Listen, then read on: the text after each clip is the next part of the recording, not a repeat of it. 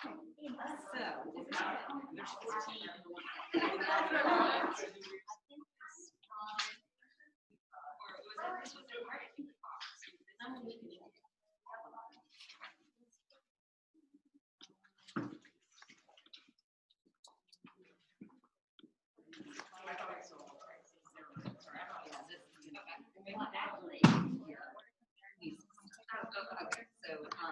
don't worry about that. Okay. What I'd like you to do is do it on your computer. Can you email? Can you log into your email yet? Yes. See if you can pull it up. Raise your hand if you would, if you do not have, sorry, we're not 6 feet apart. If you do not have an addendum, a copy with an addendum.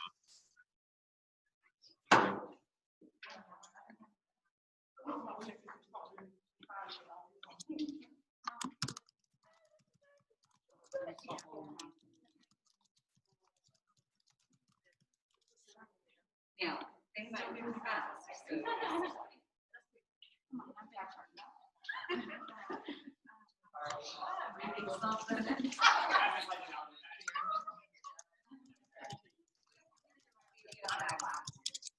They've already asked me. Just to be like, I haven't owned this.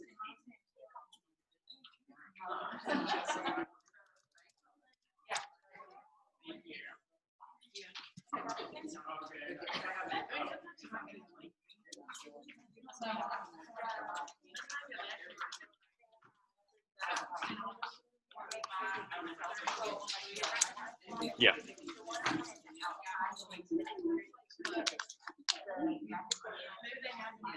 Hey, Miss Willie, how are you doing? I didn't see you there. It's hard to notice people with a mask on. It's really hard. It for me, I would start with her facing guys and then, okay, she is, you've got the best of us, so you're gonna just start exploring and then ask all the questions you want. Yeah, I mean, you can, we mainly just see what comes in, and there's stuff you can take out of it. Yeah, obviously, it's a resource, but that's where I would start. Okay.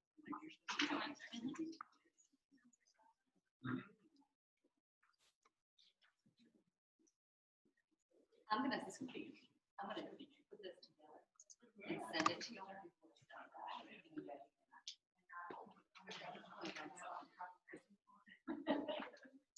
Miss Lovely needs one. Thanks.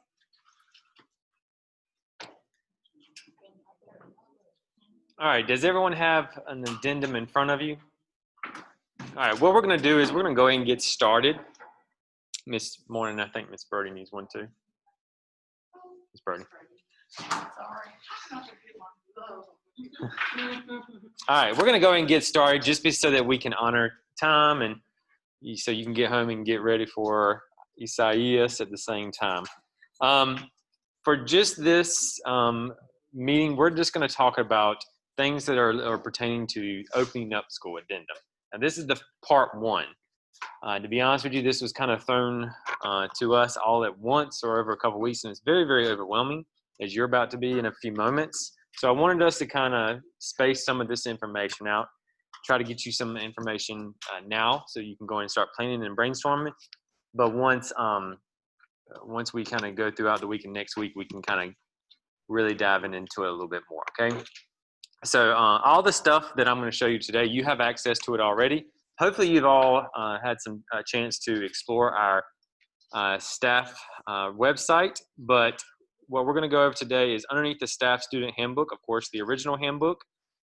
We went over this morning with our new people, and we'll introduce some people in just a moment. But what we're going to talk about today is more pertaining to this document right here called the addendum to the handbook, okay? All right, so before we get into all the business related things, let's do a little introduction of everyone so that everybody in here kind of knows who's in here with them. And unfortunately, the people at home, you'll just have to bear with us for just a moment while we do some introductions, okay? So Miss Brody, we're gonna start with you. If you would just kind of introduce yourself. What we'll do is go up that end, come down here with Miss Jones, then we'll come up here with Miss Willie, and we'll end with Miss Mayberry over there for those of you that don't know Miss Mayberry, but most of you do. So go ahead. Okay.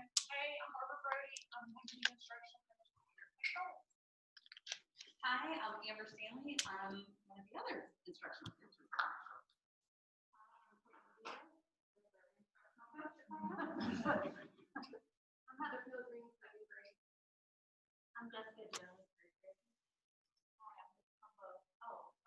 Still on my phone. Okay, I must come by to surgery. I'm Blair Driver. I teach eighth grade science and social studies. I'm the parent of Nicole Brown. Sabrina Whitley, fourth grade. Shelby Budaball, seventh grade. John Phillips, seventh grade science and social studies. Brittany Woodall, I teach fifth grade social studies and science. Kathy Smith, K-8 music. Liz Nader, the assistant principal. Awesome. Okay. So if you could, ladies, same as earlier, if y'all could just monitor the chat, I'll focus up here. Just raise your hand and I'll answer the questions as we go along. Okay, so I want us to take a few moments to kind of really go through this addendum real quick so that we kind of have an idea. Hopefully you've had some time to review it, read over it, but I want us to really take some time to go into it and answer some questions. That's why I wanted to provide this face-to-face option so that you could ask those questions and go about it that way, okay? All right, so didn't want to change up our entire handbook because, I'm sorry, I just got to bring this down just a little bit just so people can hear me. I didn't want to change up our handbook too much because if I change it, then hopefully in another year we can be back face-to-face and we can be normal. So I did this addendum. So this, all of the stuff that pertains to COVID-19 is really in this, okay?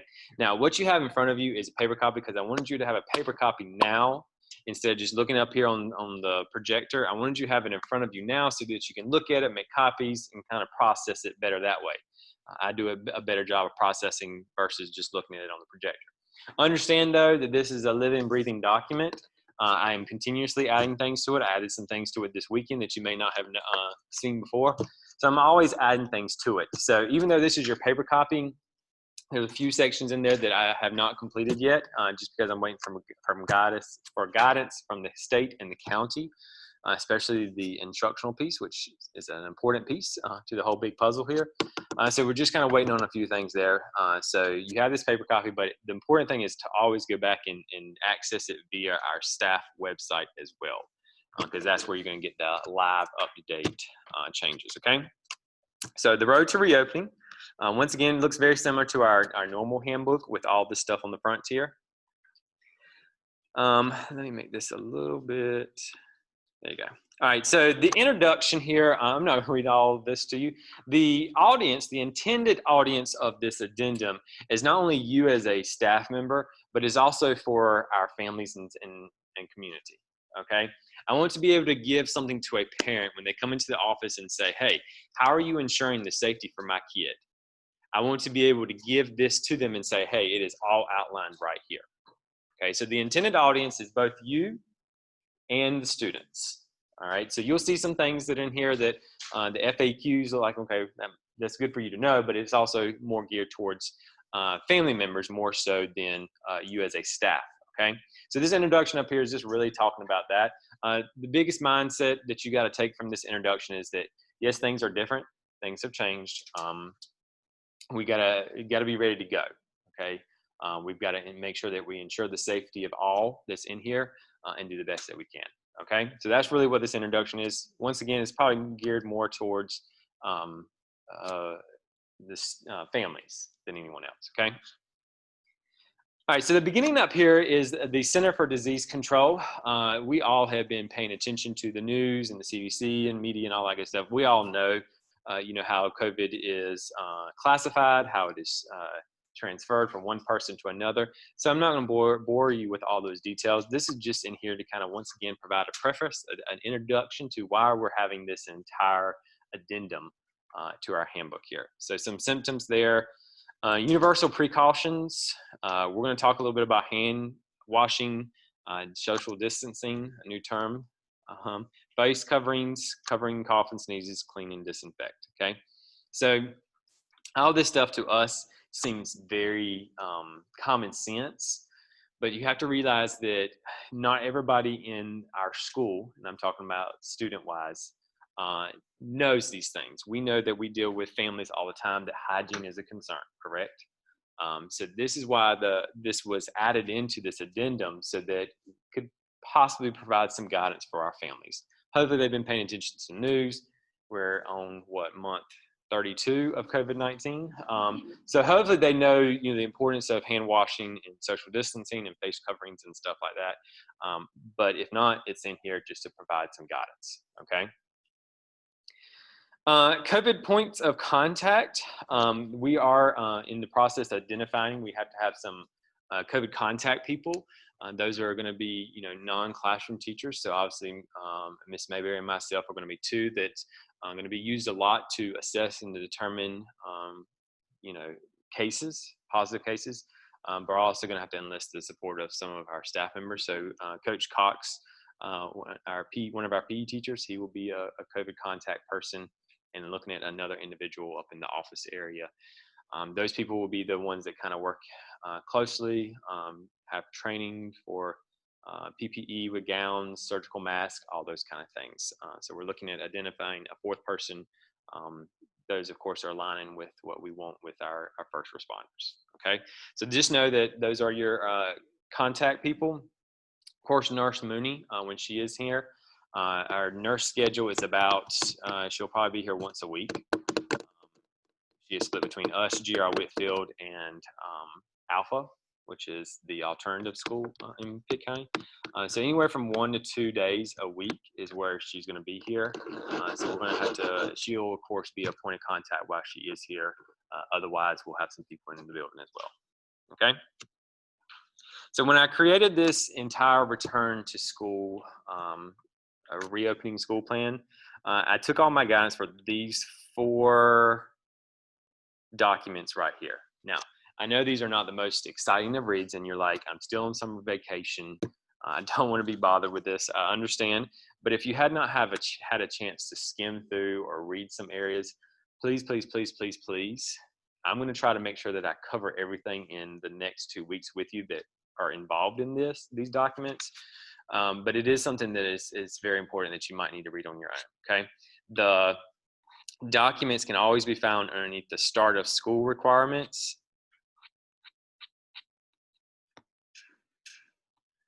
So you see this guidance from North Carolina Department of Health and so it would have been HHS and DPI. So the public health toolkit is the one that a lot of people have been talking about a lot. Since then, they have provided some more guidance, and these 2 documents down here help with that. This one right here is just talking about the infectious control and PPE. How do you use certain PPE to help out? Of course, this is not the correct way, but have to make sure my people can hear me.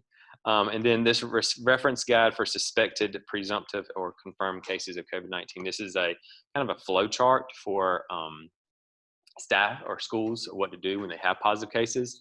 This is a very wordy and involved document. So what I've done is I read through it and condensed and made it shortened for us so that we can real quick identify what we need to do.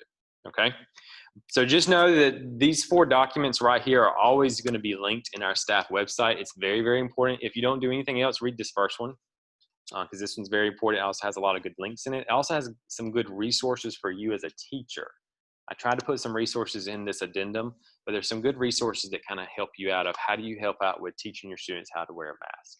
How do you do certain things to make classroom life a little bit normal, okay?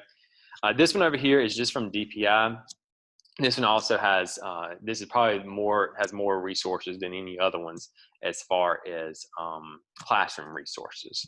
So if you were to click on that one, it takes you to Lighting Our Way Forward. This is just from the North Carolina Department of Instruction, and it can kind of talk to you a little bit about, especially social and emotional, some resources that you have for those, okay?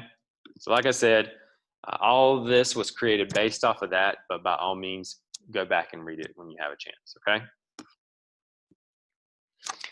All right, so before I begin getting into the thick of things, does anyone have any questions besides the 1,000,001 determining what school will look like? Any questions from the chat? All right.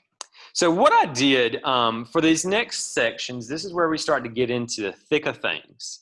The real meat of what the school year will look like, okay? So what I did for this first part, you'll notice that this is kind of like a red box. What I did was I went to this North Carolina Public Health Toolkit, and all I did was I did a screenshot of certain areas. So you get down here to, what's the first one? Monitoring for symptoms. Because I didn't really like how it flowed, but anyway. What I did was I just did a screenshot because they cover most everything in there that is needed as far as monitoring for symptoms, okay? So we're gonna go through a few of these. I know it's gonna be probably not the most exciting things, but it's things that you need to know as a staff, okay? So you'll notice in all of these public health kits, toolkits, excuse me, they have what schools are required to do, and then they'll have some things such as it is recommended that schools do, okay? So it's required for us to do everything that's in red, and the other parts are just recommended. So when you're looking at monitoring for symptoms, you have to enforce that staff and students stay home if they test positive or have recently come in close contact. Now, the first one, of course, is easy, right? We can easily identify who is positive, who is not positive, based off of symptoms and, of course, testing. And the second one is the determine who has come in close contact. That's the one that will take a little bit more effort. That is why before they come into the school, all the screenings will be taken care of. Okay, so we can limit the exposure to everyone else in the building. Okay. So you'll see that it says conduct symptom screening for any person entering the building. That means staff and student. Okay, so when you all come to school, you will be screened at the front door. Okay, so that's going to be right out here. I know we had multiple entrances to the school beforehand, but I do not have enough people here early in the morning in order for us to have multiple entrances. Okay, so all the entrances to the school will have to be through the front door. All right. Between Miss Morning and myself, we'll be out there. 6:50 will be the earliest that we will start letting people in. Of course, you have to stay socially distanced. We'll check your temperature and you're good to go. Okay. I know that I kind of put some people in a sticky situation trying to get here soon or trying to get things done, but that's just the hand that we're dealt at this moment. Okay. There is a screening checklist, as you can see here, if you'd like to look at Appendix A, that is at the back of your addendum. So if you want to flip to Appendix A.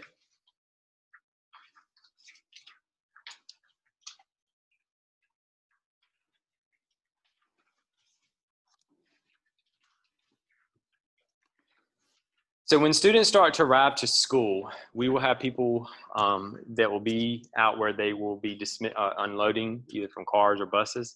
And they will be asked these 3 questions. So you'll see elementary, you also see a middle school. Of course, we'll ask them the same questions. Nurse Mooney is working on getting us kind of like an index card of these 3 questions for the people that are out there, so that they can just ask these 3 questions when they either come from the bus or come from the car. So it can be real quick. And then on the back side of the index card, we'll say, okay, what do you do if they say yes or no to each one of these? Okay, so you have the elementary there, real quick questions there. Hopefully they'll get into a routine. Of course, you know, you have to rely on what the students are saying at that point in time, but of course temperature screenings are what we're gonna have to rely on as well. So if you look at Appendix A, that is both the elementary and middle school. And then if you look at Appendix B,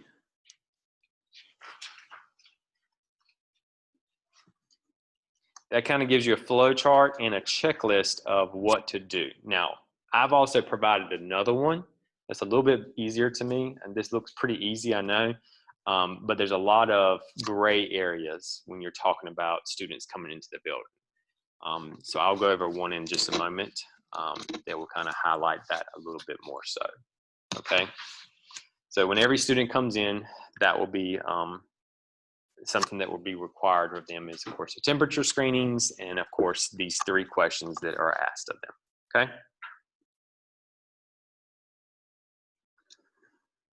All right, going back up.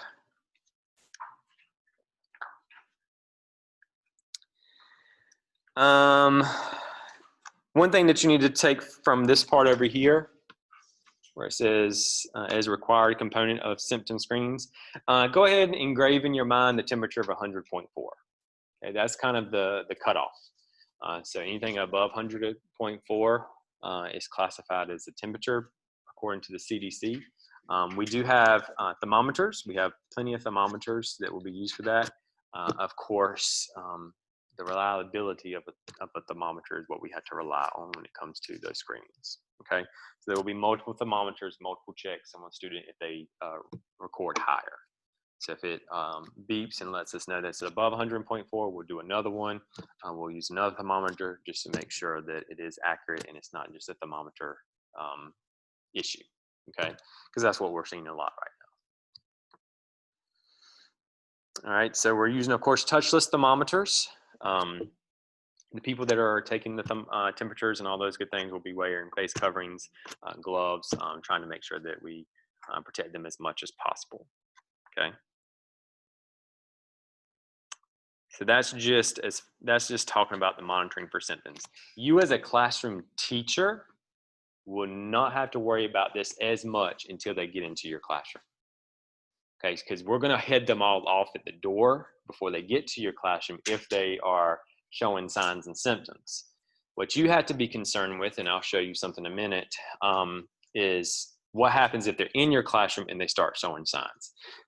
To be honest with you, it's using common sense, right? It's isolating them, calling for somebody to come get them first, starting off with making sure that they're not near anybody, calling somebody to come down and help and get them and stuff, and then working towards disinfecting that area. Okay, so as far as the pre-stuff, the beginning before they get to your classroom, you don't have to worry about that as much. It's just once they're in your classroom. All right, questions? We look thrilled so far. Guys, I promise you, I know that this is, it's nerve-wracking. 100% understand. It's been nerve-wracking for the past month for me, trying to come up with this stuff. By all means, rely on me, rely on Ms. Mayberry, rely on anybody that you can, and we'll help you to the best of our ability, okay? All right, social distancing and minimizing exposure. We've all heard of this. Kind of give you a little idea of what we've done here. At school, the custodians are already working on classrooms right now. I think they're working on the K2 hallway as far as the core classrooms on socially distancing them. We did have an expert come out. I had an expert come out to go into the classrooms, walk into the majority of the classrooms with us, give us feedback, suggestions, ideas. So that was just one more kind of safeguard that I wanted to provide y'all. So they did come in here. We had things set up, and then he kind of gave some suggestions and ideas. What you'll notice when you go in your classrooms that some of the furniture may be out. What we did was we went ahead and took out all your additional tables and chairs, desk and chairs, that is, so that we would have more room. Since you're having smaller classrooms, you don't need all those tables and desks, and they were just, you were losing space by doing so. So we did that so to kind of give you some more room.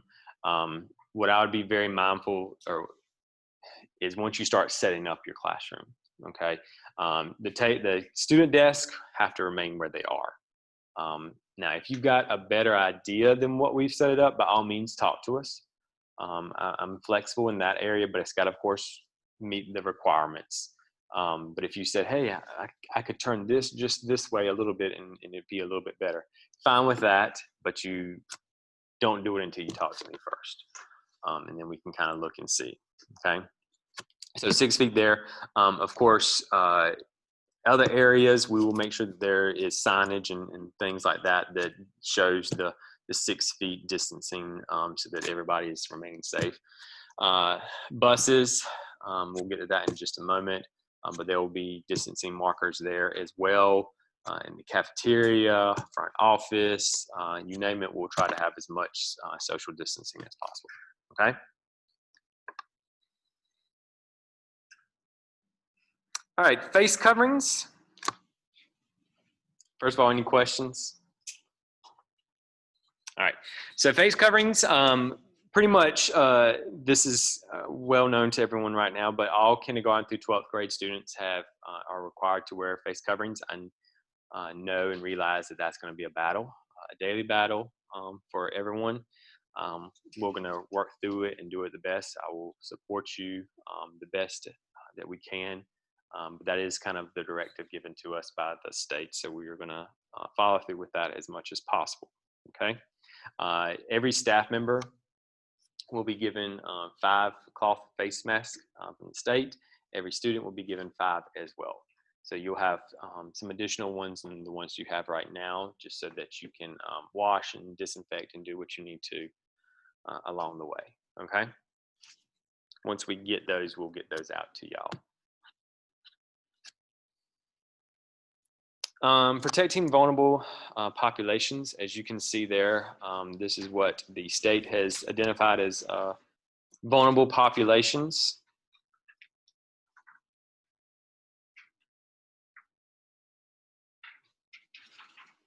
Of course, vulnerable populations not only pertain to us as staff, but also as students. So that's something that we have to keep in mind. One thing that we are seeing right now is that when our families are deciding if they want to do virtual or face-to-face, a lot of our uninformed families are letting their children decide, which I think is very dangerous. There's a few families that have brought Nurse Mooney in to have a conversation with, because the parent is in a vulnerable category and the child as well. But that is a decision by the parent. It is what it is, but we'll have to make sure that we kind of take into some considerations with our families. We all know that there's a concern of kids getting it and taking it home to their families. So hopefully our families are making those educated, well-informed decisions before allowing them to come face to face. All right, presumptive or positive cases. So I won't go through this whole thing. Instead, if you will go down to Appendix H.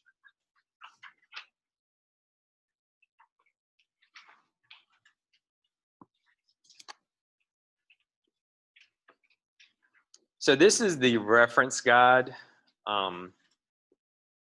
that I was talking about earlier that really came from this document right here. But when you click on this document, it is very, very, very, very redundant. So it gives you the scenario if a student has a family present, or it first of all gives you category of exposure, but no symptoms. But then it says, okay, if the student has a family member present, or if they don't have a family member present, it gives you the same thing. It's redundant. It was too much to look at, too many things to kind of go through. What I did was I cleaned it up. So as you can see here, everything that's in purple is relating to students upon arrival. So if students have come to us and they have been exposed but show no symptoms, they must be out, in the past 2 weeks, but no symptomatic. They're not allowed to enter school, okay? They immediately must go home. They are not allowed to return until 14 days. There's two amount of times or days that you have to be concerned with, 10 and 14. Okay, and as the principal, I have to be aware of those 2 day limits as well. So this is kind of not only to help you, but also to help me as well. So if somebody is exposed but shows no symptoms, of course, they're not allowed to enter school. If that's a staff member and a student, and they must not return until 14 days. Now yours says, excuse me, that's a typo on yours. Yours says may return 10 days after the date of the first positive test, but that should be 14 days.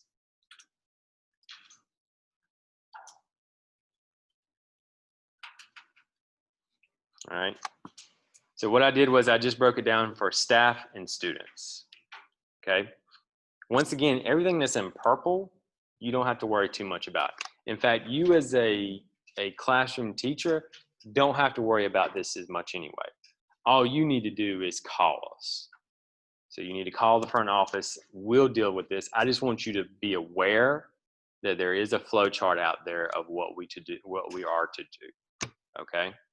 So I'm not going to go through this entire flow chart. That's not really a flow chart, but this whole next steps with you, because you can do that on your own. It's also not something that you are going to be too concerned with. It's something that we up in the front office are going to be more concerned with. Just want you to see the different options available once students come. You have the first one, of course, exposed but no symptoms. Second one being diagnosed but no symptoms. Third one being at least one symptom. So those are the three categories. All right. Now, during the school day, very similar to that upon arrival. The only thing different is, and what all of this is kind of showing is, you just got to move the kid out of the classroom to the isolation room. Okay. The isolation room will be the STEM lab. For those of you that were here, have been here, we are able to see this isolation room. So the isolation room for the new employees, right up here from the front office as well. Okay. So during the school day, you can see the different categories. Once again, what you have to be aware of as a teacher, as a staff member, is to call us. We are to isolate them. We worry about how many days they go home, how many days they stay home, when they come back. That's nothing that you have to be concerned with. Okay? You just have to be concerned with making sure you tell us and we disinfecting your area if that comes up. Okay? Trying to make it as simple as much as possible for you. Let us worry about the days and stuff like that. Okay? The purple part here, once again, they're not going to be in your classroom by that time, so you don't have to worry about that either.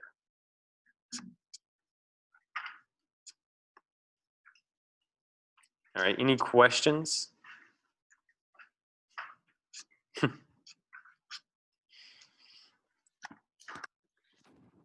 All right.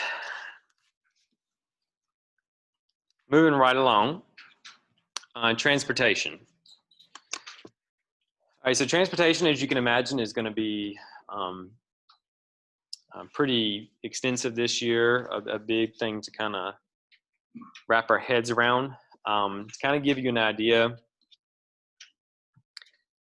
we are going to, here in school at Pactolus, it's not been a requirement for the county yet, but at Pactolus, we're going to require all of our bus drivers to do a sanitation log every day. So I hate to have you move around again, but go to Appendix E. I know it's a lot of flipping back and forth. But Appendix E, every day our bus transportation will be required to fill this out.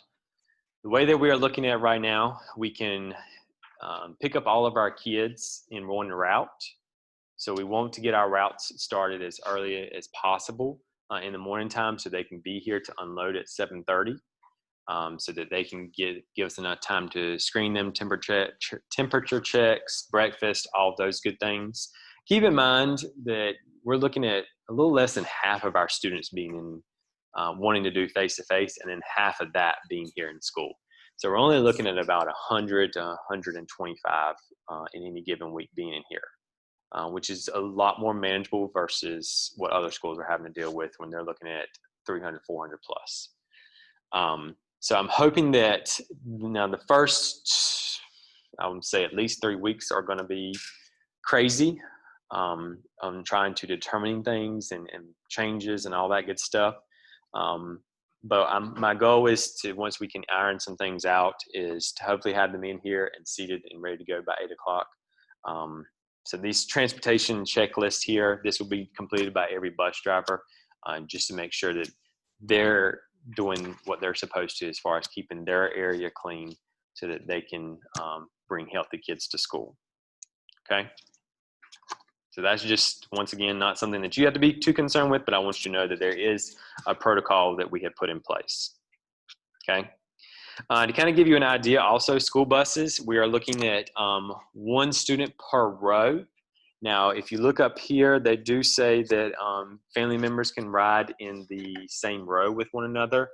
To me, and I'm gonna let Miss Mayberry call this one because she is transportation. But to me, you start giving away to one, then you start it's becoming a monitoring issue and stuff like that. So as long as we can fit, that would give us about 22 to 24 students per bus. That means one kid per row, so that would be what we're looking at here. Ms. Mayberry is going to be working with the bus drivers. We're going to be working on kind of staggering, so one inside, one outside, every other, one inside on one row, the next row is one in the outside. So we're kind of staggering it. We'll have signs also on the bus that clearly says one student per seat. Seating charts. There will also be on the floors of the bus areas where they can stand 6 foot apart when they're unloading, because we'll be unloading from the buses and checking temperatures at the same time. So Ms. Mayberry will be working with the bus drivers, making sure that all those things are incorporated into the bus and daily schedule.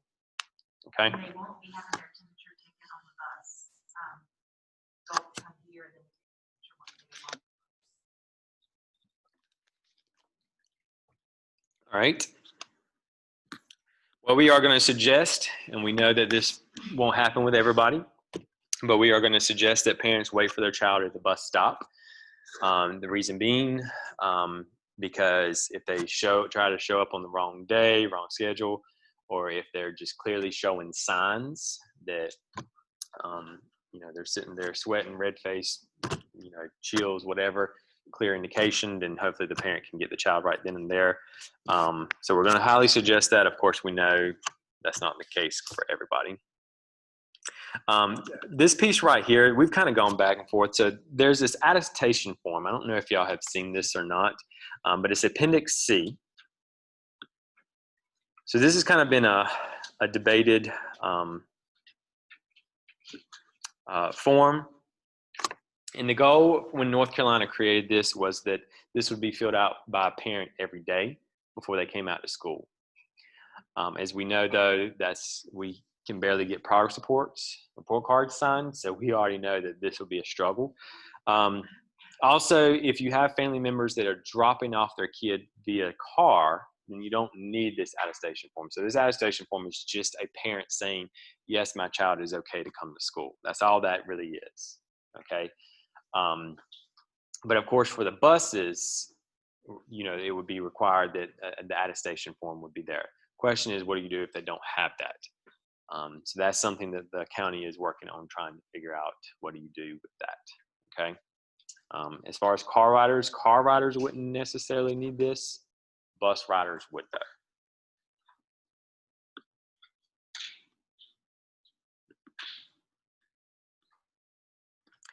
We plan on giving the bus driver, we don't necessarily have a monitor now. The driver will have a list of parent phone numbers in the event that a student attempts to load the bus with no form or no parent is present.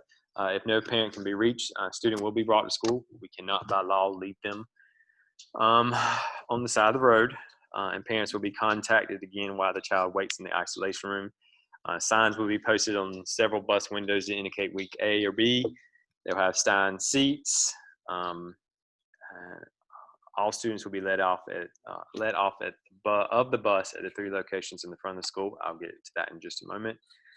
Staff will be able to assist with social distancing upon unloading. Temperatures will be checked as they exit the bus. Okay. Questions? All right, curriculum instruction. We're not going to go too much into this right now. As you notice on your copies, most of it is highlighted. The reason I've highlighted it is because I have a lot of questions that still need to be answered. But this first part up here, this chart, that is just once again identifying what we've talked about already in our Zoom meetings previously about the options that we have for families, face-based or virtual. Of course, once again, I just provide this Learning Zone A and B example so that you can kind of see that when they're face-to-face with you, obviously you're going to be teaching, but when they go home, you're continuing that learning at the same time, okay? They're not sitting at home doing nothing, which we know some of them will, but it's a continuation of that learning process, okay? The new Bell schedule, as you can see there, front office hours, building hours, certified staff hours. We are requiring certified staff to be here by 7:20. That's because of temperature checks and trying to get people placed everywhere. That's 10 minutes before the kids get into the building. I know daycare. I know a lot of questions and concerns come up with that. But with us starting at 7:30, 7:20 is the best way that we can get it all taken care of. All right, so you can just see here what the daily schedule will look like. So the remote learning plan, this first part right here, we went over this last week, and that's still important and still relevant. Still make sure that you're working on those remote learning courses. I did correctly say that, right? The designing remote learning. Okay. So many. Textbooks, of course. If you guys have questions before you leave, please feel free to ask, because there's a lot of people confused with the fact that there's that ditch the learning or ditch the textbook course that is online, but you have to fill it out through the Canvas course. A lot of people are trying to go through and do the ditch the textbook and get the certificate, but that's not completing the course the way you have to complete it for it counts. So please check with us if you have any questions, or if you haven't started, or if you're confused on that. We're going to compose an email and send it out. Hopefully, For those that are online listening, Ms. Stanley was just saying that make sure you reach out to the 3 ICs if you have questions about the designing remote learning, Pactolus designing remote learning courses, also the ditch the textbook, making sure that you go through Canvas so that you can get the credits for that at the same time. Provided the course enrollment link there for anybody that needs it. Okay. Lesson planning. The county has come up with some remote learning lesson plan guidelines. To be honest with you, I haven't had a chance to really study these. I'm not sure if the ICs have had a chance either.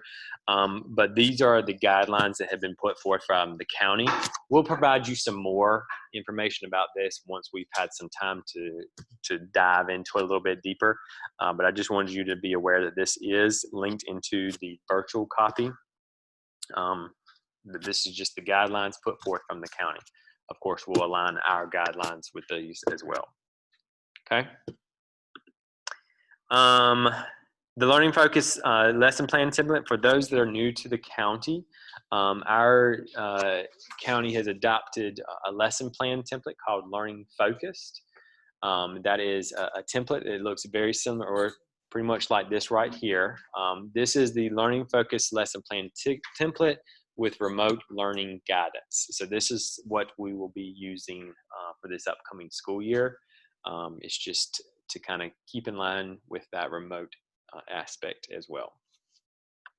Once again, that's linked in here for you to see. Okay. Now this next part up here, you see that it is highlighted. I'm going to skip through that right now because it's not done yet. And I'm not ready to say, yes, we're ready for this piece yet until I'm 100% confident with it, okay?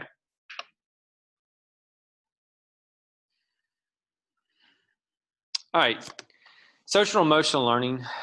One of the things that our state has put forth has been an important thing from the state is the social emotional impacts that COVID has had on our families and especially our students.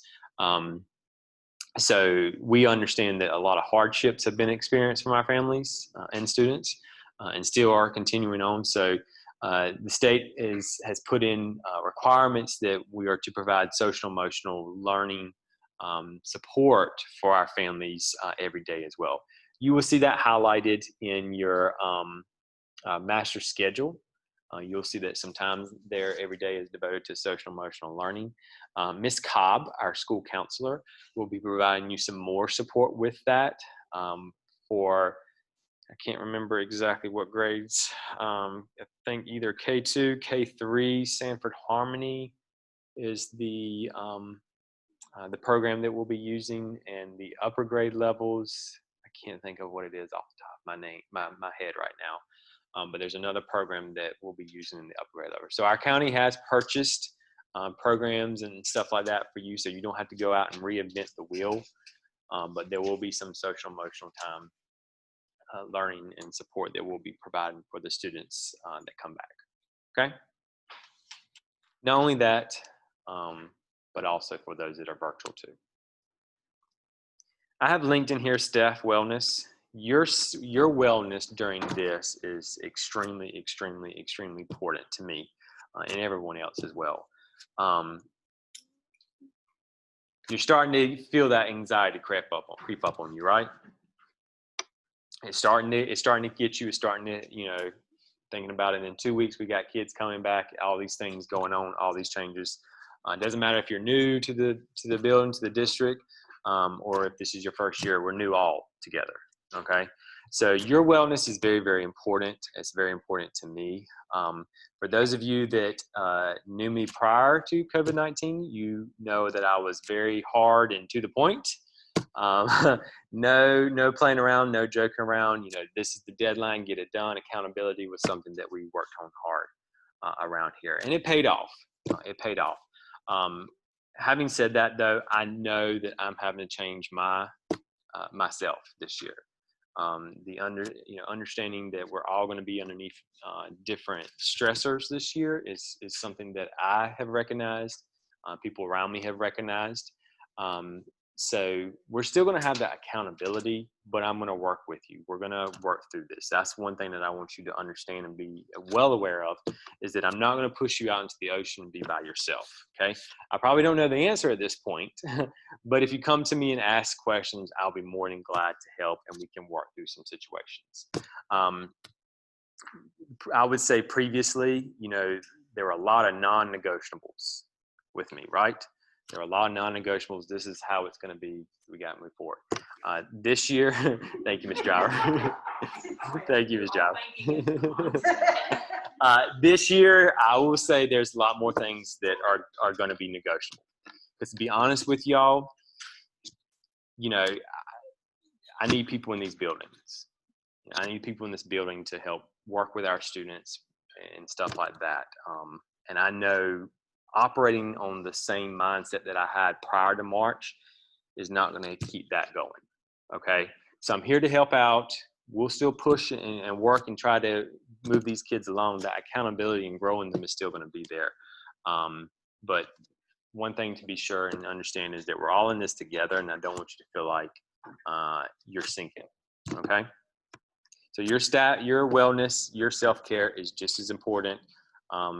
Please talk to me when you get to a certain point. Don't wait until you can't take it anymore.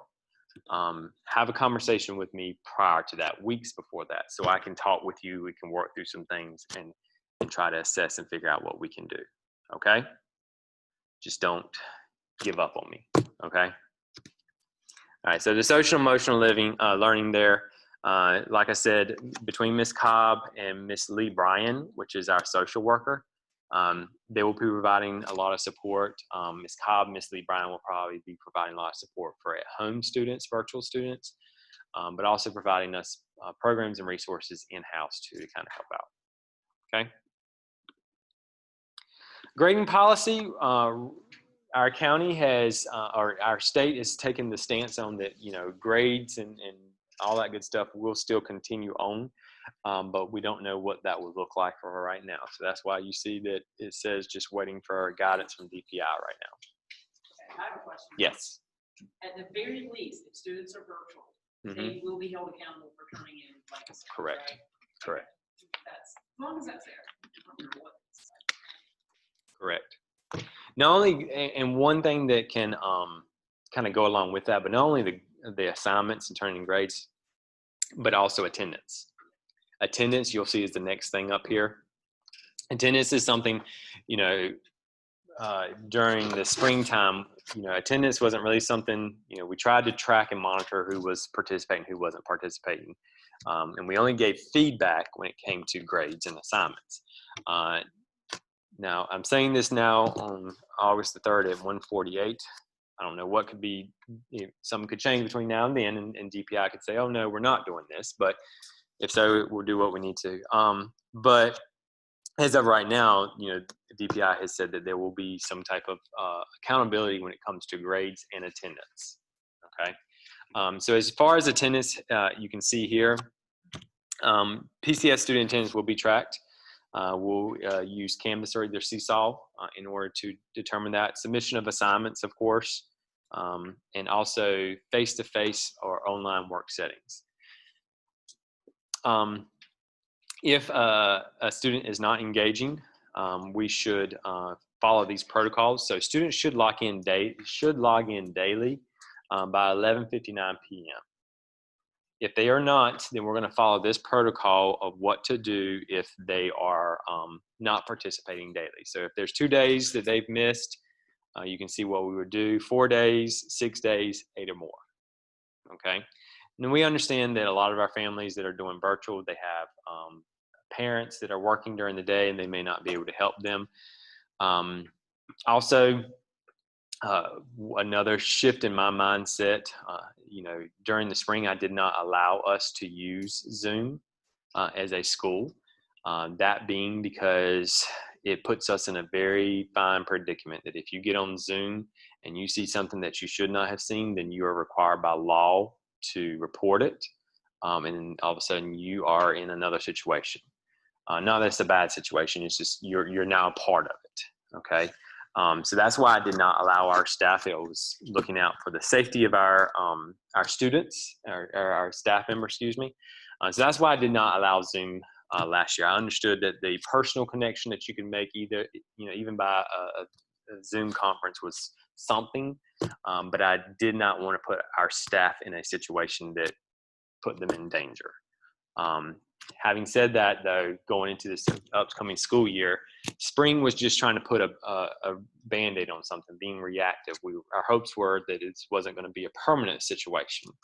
Now going into this new school year, it looks like it could be a situation that could last a little bit longer. So I will allow for Zoom sessions to occur because I know that social emotional is needed. I know the touching base, the engagement, also that helps out with engagement as well. But also pre-recorded things so that families can see things later on at a different time. That will be something that we'll have to look at as well. Okay. Yes. So, when teaching the lessons, would you rather all of that be recorded and just do the grade? It really would depend on what would work best for the teacher. I know, having known some of y'all for a while, I could see how one way would work for some of y'all and some ways it wouldn't.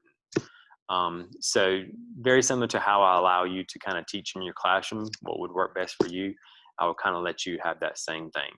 One thing I don't want to do is paint you into a corner to make you do something in this scenario that you all of a sudden become overwhelmed and become stressed out and you just give up.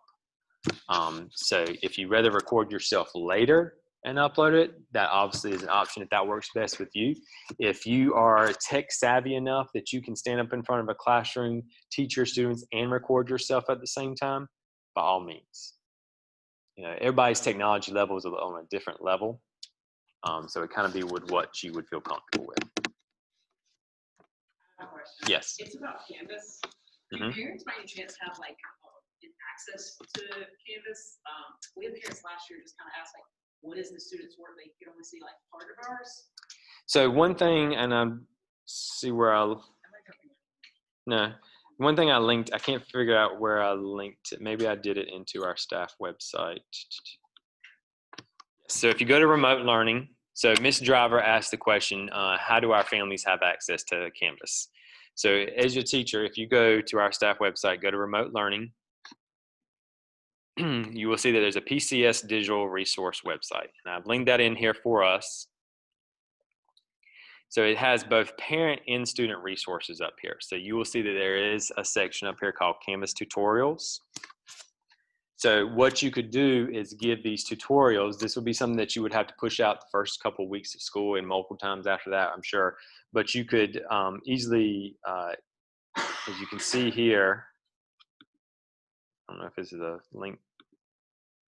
I don't know. Anyway, there are certain things here that you can kind of do, videos that the county has created so that you can easily push those out to families so they can access certain things at home as well. Does that help? Yeah, it's right there. Can parents see what is being shared in Canvas? Because that was a couple of our parents' concerns last year. Was like the kids just weren't sharing student or teacher assignment. I got you. So yeah, the county has worked very hard on this over the summer. So just go and explore this. In fact, this whole page, the remote learning page on our staff website, I would just take a moment. We'll go over it later on, but go and become familiar with it so you can start seeing things. All right. All right, any questions? Those were good ones. Yes, sir. Does Pitt County have any type of documentation? We had to go to the county that we would use Zoom. Parents had to sign off, but they understood that they would be using this for school purposes. So at this point in time, there is nothing. There has been discussions of it. Our lawyer, our school lawyer and stuff like that, she has been a part of the discussions a lot. Last time I had heard, which was about a couple weeks ago, the premise was we're okay with them going on and being just fine. Well, let's assume when we were using it, it's to get more safety protocols. Yes, exactly. And when we first started using Zoom as a state and a nation, there were so many concerns with safety. And that's another reason why I said no at the time. But since then, Zoom has. And there's some tidbits, information that is also on this website right here, safety tips, that Meredith Hill, our media coordinator, I guess that's her title, for the county has provided. So those are something that you can kind of see just to make sure you add those extra layers of safety to your Zoom meetings. All right, technology. As you all know, as I've shared with you, all of our students will be getting a device for this upcoming school year. K2 will be receiving an iPad. 312 will be receiving new black Chromebooks. If they already have a Chromebook out, they have to turn it back in. If they have the old, I know this for some new people, this may not make sense, but the old silver Chromebooks, those the clamshell ones, they had to turn those back in before we get give them a new device. Miss Raphael, our school media coordinator, she's going to go over this technology with y'all at a later date. I know I keep on saying that, but this within itself is a lot to process as you as a teacher, because this will be a lot that you will have to do. Okay, so I didn't want to do it right now when we have some people here, some people Zoom. That's one of those things that you all need to be in a room together to hear it and process it and ask questions. Okay. There was something else I was going to say too about technology. Can't remember what it was. There will be a student device agreement form that is pretty extensive that the county has put together with the assistance from an attorney, from our school attorney. They are, of course, I think it's 4 pages long. 3 pages is just information, protocols, rules, and stuff like that. And the 4th page is like a form that they fill out. But once again, that will be something that you will play a big part in as a classroom teacher. So Ms. Raphael is putting together a presentation to be able to share that with y'all next week. Okay. All right, to go ahead and give you an idea of what the first week of school will look like. So 17th is when we come back. So we have a full week that week. What the county is looking at doing is having Monday and Tuesday, the 17th and 18th, Learning Zone A. Wednesday being an opportunity for remote learning and also school disinfecting. That's not exactly how I want to word it, but anyway, you get the point. So during that Wednesday, we'll will be like a teacher work day for y'all, allow you to kind of catch your breath, figure out what didn't work the first 2 days so that we can then come back on Thursday and Friday with Learning Zone B, and them coming into school and you doing things with them as well. Okay. Will Learning Zone B also be doing remote learning on Wednesday since they haven't been in school yet? So here's my thing. Okay.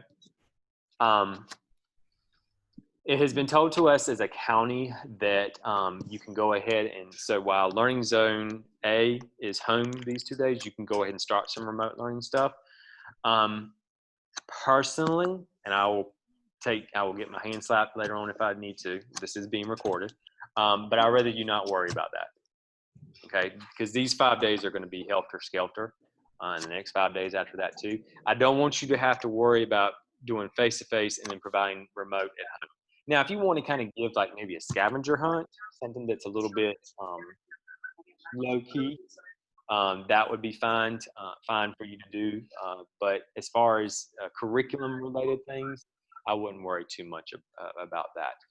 If the county comes back and says, Mr. Magnus, you're wrong, go tell your staff differently, I will change my thoughts about that. But for right now, I just don't. Nobody's here.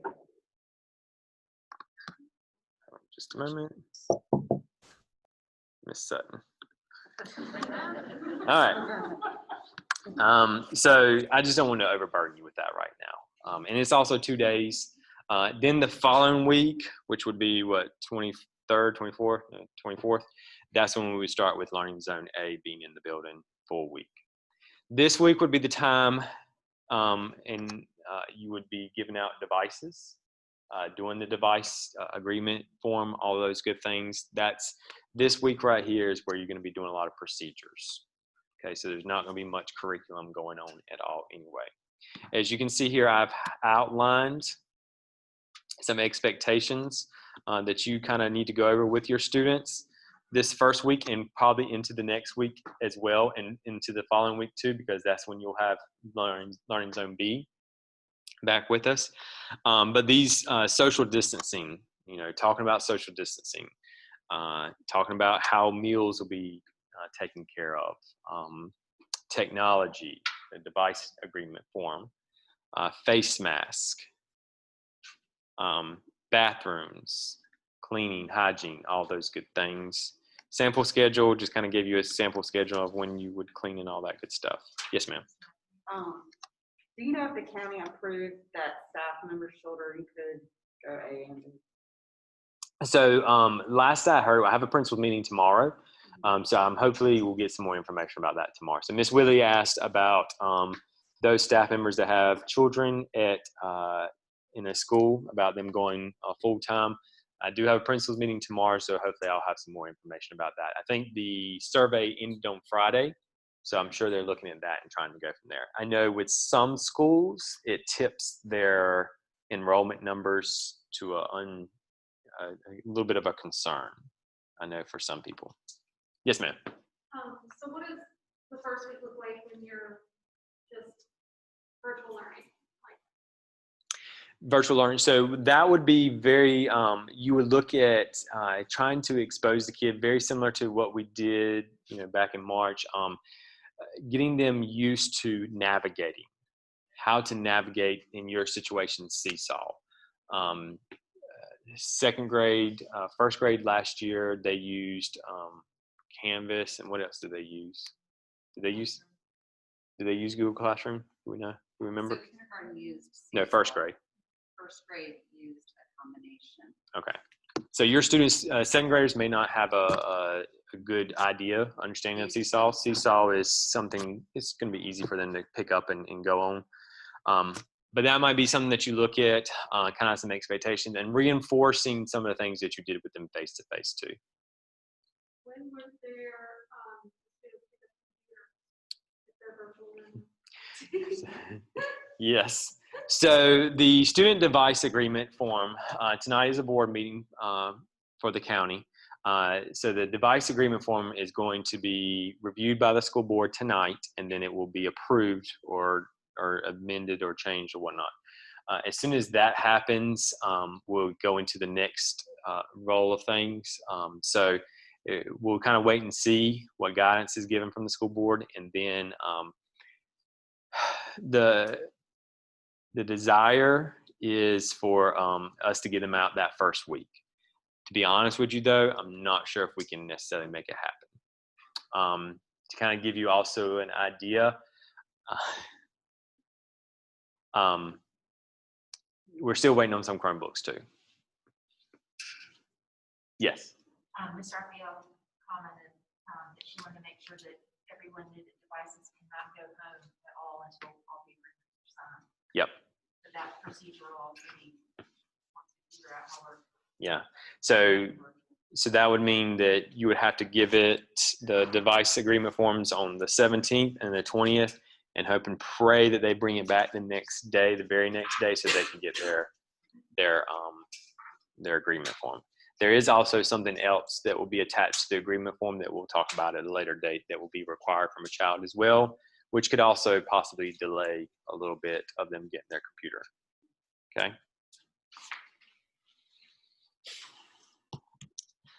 So what I try to do is just try to, I'm thinking about our younger ones, K2, masks are something that is new to all of us, but, K2 is a concern, and really K8.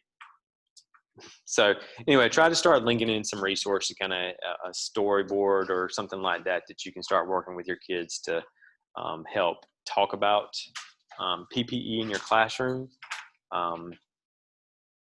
How to wear things properly. We'll have plenty of signs and stuff like that posted around to help out too. Okay. All right. Any other questions? Yes. Because in 6th, 7th, 8th grade, we use the paper passes that they kind of Yes. flip and stuff like that. Is that something you want to continue? No. For those of you that are new, so 6th, 7th, and 8th grade, we had bathroom passes. They had 15 a marking period, and each time they used the bathroom, they had to have it punched. So if they ran out of bathroom passes by the end of the marking period, then they started having silent lunch. It just kind of helped cut down on how many middle schoolers wanted to go out to the bathroom and exit class. This year, we probably won't do that. We're also going to have to look at, bathroom capacities and things like that. Once again, try to hit on the fact that we've got around 100 kids. So maybe that will help out with, the amount of people we have in certain locations too. All right, so meals. All right, so what I'm going to do right now is I'm going to kind of talk about meals and arrival and dismissal at the same time. So I'm going to scroll down to Appendix F.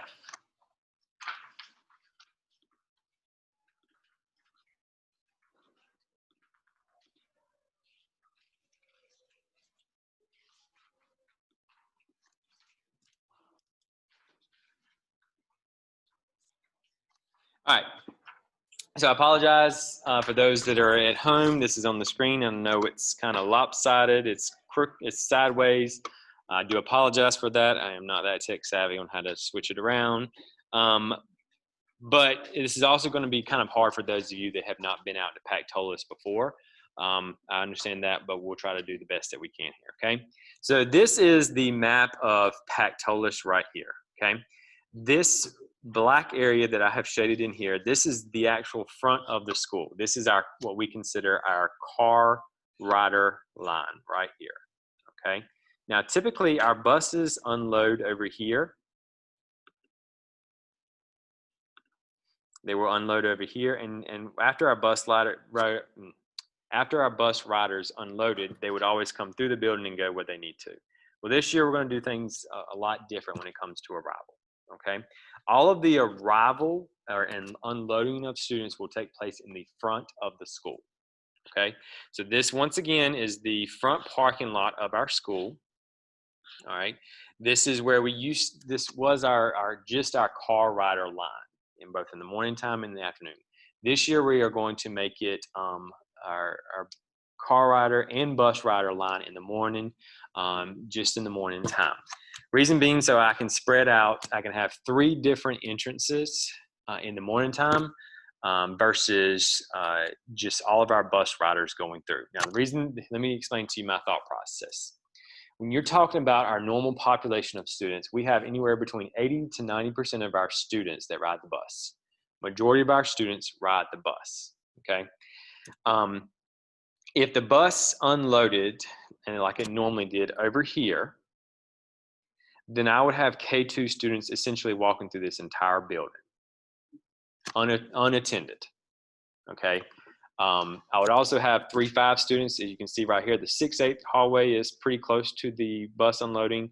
3-5 is a little bit farther away, but K2 is on the other side of the building. I did not feel comfortable about letting kindergartners walk through the entire building unattended. So what we have now are 3 entrances that all of our students will use. So in the morning time, the bus entrance, the bus unloading area will be closed off. That will not be used for arrivals, okay? What you have are 3 areas. So this first one right here, you can see is the K2 entrance. So this is Miss Smith's room right here, and Miss O'Neill's room, the band and chorus rooms. And then across from that is the ESL room. Well, leading out here is kind of the pre-K playground. But what will happen is when people ride up to the car in the normal front of the school, we will have signs out here, okay? And it will be a K2 drop-off. So all the K2 students will be dropped off here if they're a car rider and if they're a bus, okay? We will have 2 individuals that will be out here by the road that will be taking temperatures. Each one of them will have a thermometer. So here at the door, there will be another individual that will be opening up the door and also squirting hand sanitizer on every kid as they come in, okay? All right, so as soon as they come in that way, then you see where it says, it may be cut off on y'all's a little bit, but it says breakfast kiosk. What we are doing this year, instead of all of our students come through the cafeteria to get their breakfast, we will have kiosks set up around the building. Now, the USDA has a lot of regulations, and especially with COVID-19, there's a lot of regulations on what can and cannot be done with meals. To just add another layer to this whole thing, right? So when it comes to breakfast or meals in general, USDA says that the meal has to be handed off directly from the cafeteria worker to the student. It cannot pass a third party. That means I cannot deliver all the breakfast and lunch and breakfast to your classroom and then you pass them out as a teacher. It's not allowed.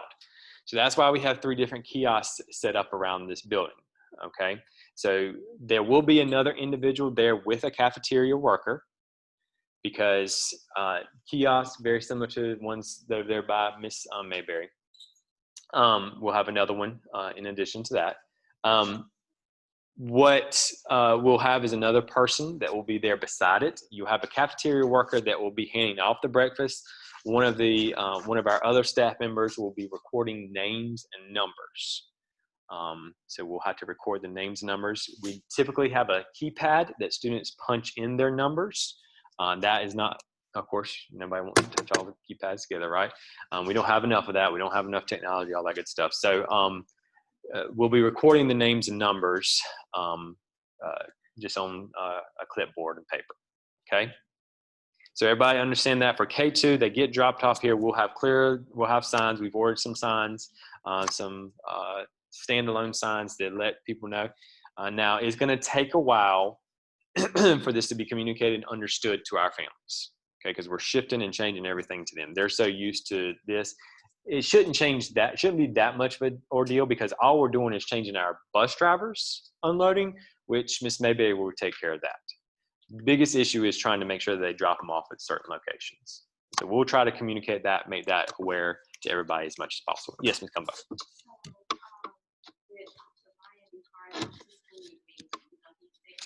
Yeah. So would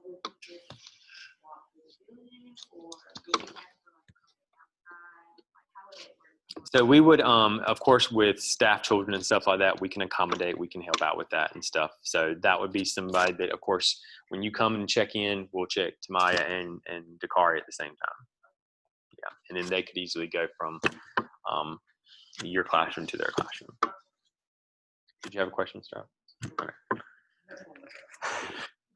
right, so that's the K2 area right there, okay?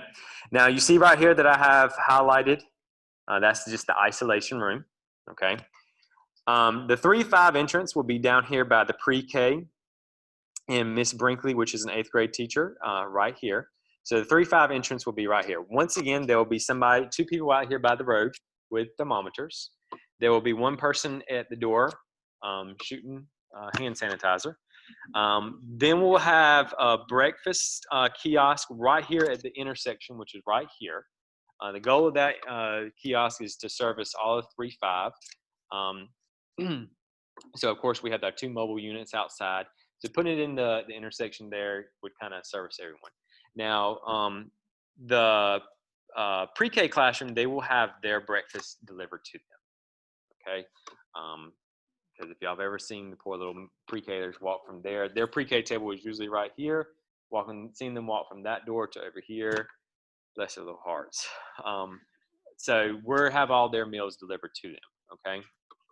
So the breakfast kiosk will serve those in 3rd through 5th grade. And this will be something that we can kind of communicate to, if we have this classroom right here of 8th grade students, we can use that as well. They can use that entrance and kiosk, but let's get them all going through one way, Ms. Driver, before we start communicating to 8th graders changes. Then the 6-8 entrance, this is the same thing. So this is actually our gym right here. Once again, 2 people out here by the road, 1 person by the door, and then 1 person inside with the breakfast kiosk and the cafeteria worker. Okay. So therefore, we've got all 3 locations a little bit spread out. It will also help out when you have small number of people coming in. You've got essentially 6 people checking temperatures. You got the breakfast that's a little bit farther away. So trying to keep the flow of traffic going. All right, so that's the arrival. Any questions as far as arrival to school are concerned? Any questions online? All right, so dismissal will look very similar, just one slight change. So keep in mind that for kindergarten through 2nd grade, I originally said I didn't want us walking through the entire building. Now dismissal, there's not much I can do. There's safety concerns that I have with us having buses parked out in the midst of car rider lines. So we're gonna keep our dismissal for the buses on that end, okay? So there will be 1 teacher per grade level that will walk. So let's say Miss Brown. Miss Brown, you'll take all the 2nd grader bus riders down to the bus. And let's say Miss Pilgrim, you will stay back with the car riders while she gets her students out. So there's going to be some communication amongst your grade level that you need to make sure that you are all understanding who goes where and in what transportation mode. Okay. So as far as the dismissal, if you're looking at K2, so this is our media center right here. K2 dismissal will be in the media center. So there's a small little door right here. Now keep in mind, our cars start lining up here. So I couldn't keep our K2 dismissal over here because a poor kindergarten and 1st grader is going to have to run all the way down here in order to get to their parents' car. Don't really want that.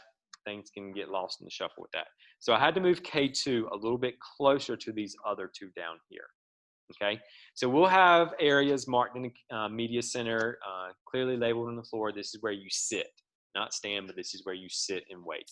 Our car rider line is pretty efficient since we don't have a lot of people that are car riders anyway in a normal year. But we all have walkie-talkies. We all are communicating. It's a pretty well-oiled machine as far as the car rider line is concerned. So everybody's just going to have communication when it comes to these 3 areas here. We've done it before, so I don't think it's that much of a concern. 3-5, we will go down the pre-K classroom, the computer lab, and down this other hall leading up to the art as well. And then 6-8 will be lined on the outside of the gym, or the near the wall of the gym.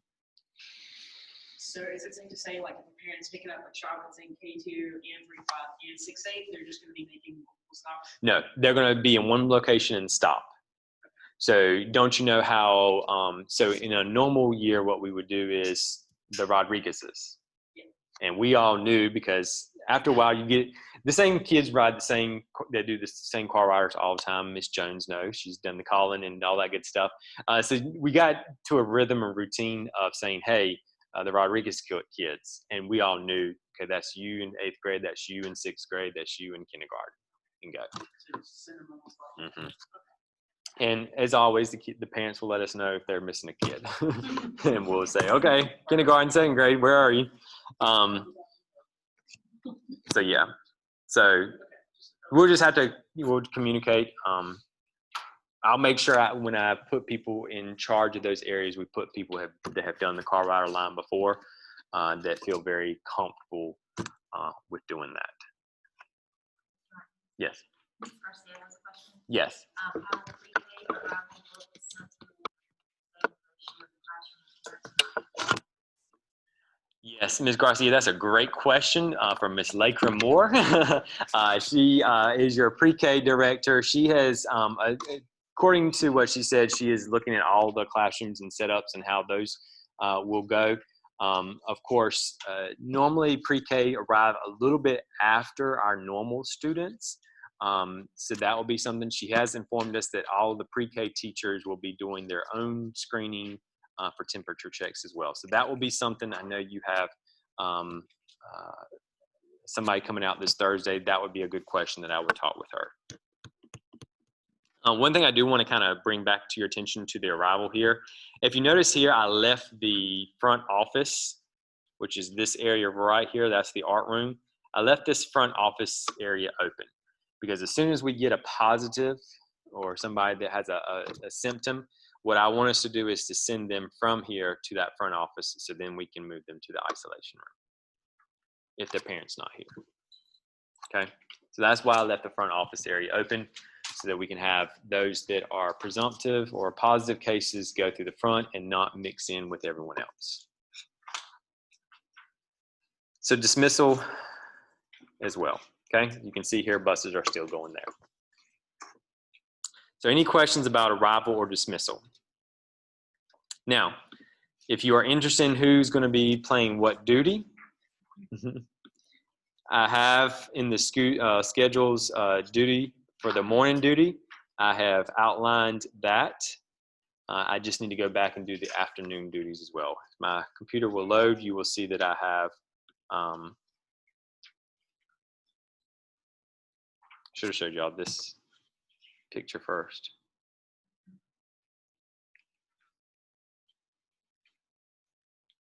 So you see here, I've got labeled A, B, C, D, all the different locations, and then of course, who's doing what. So I literally have all hands on deck. I have to utilize everybody that is not a classroom teacher in order to get this done. So I know that these assignments are not the most exciting for some of y'all, and I apologize for that. Talk to me if you have a concern, okay? All right, moving right along. So any other questions as far as arrival or dismissal?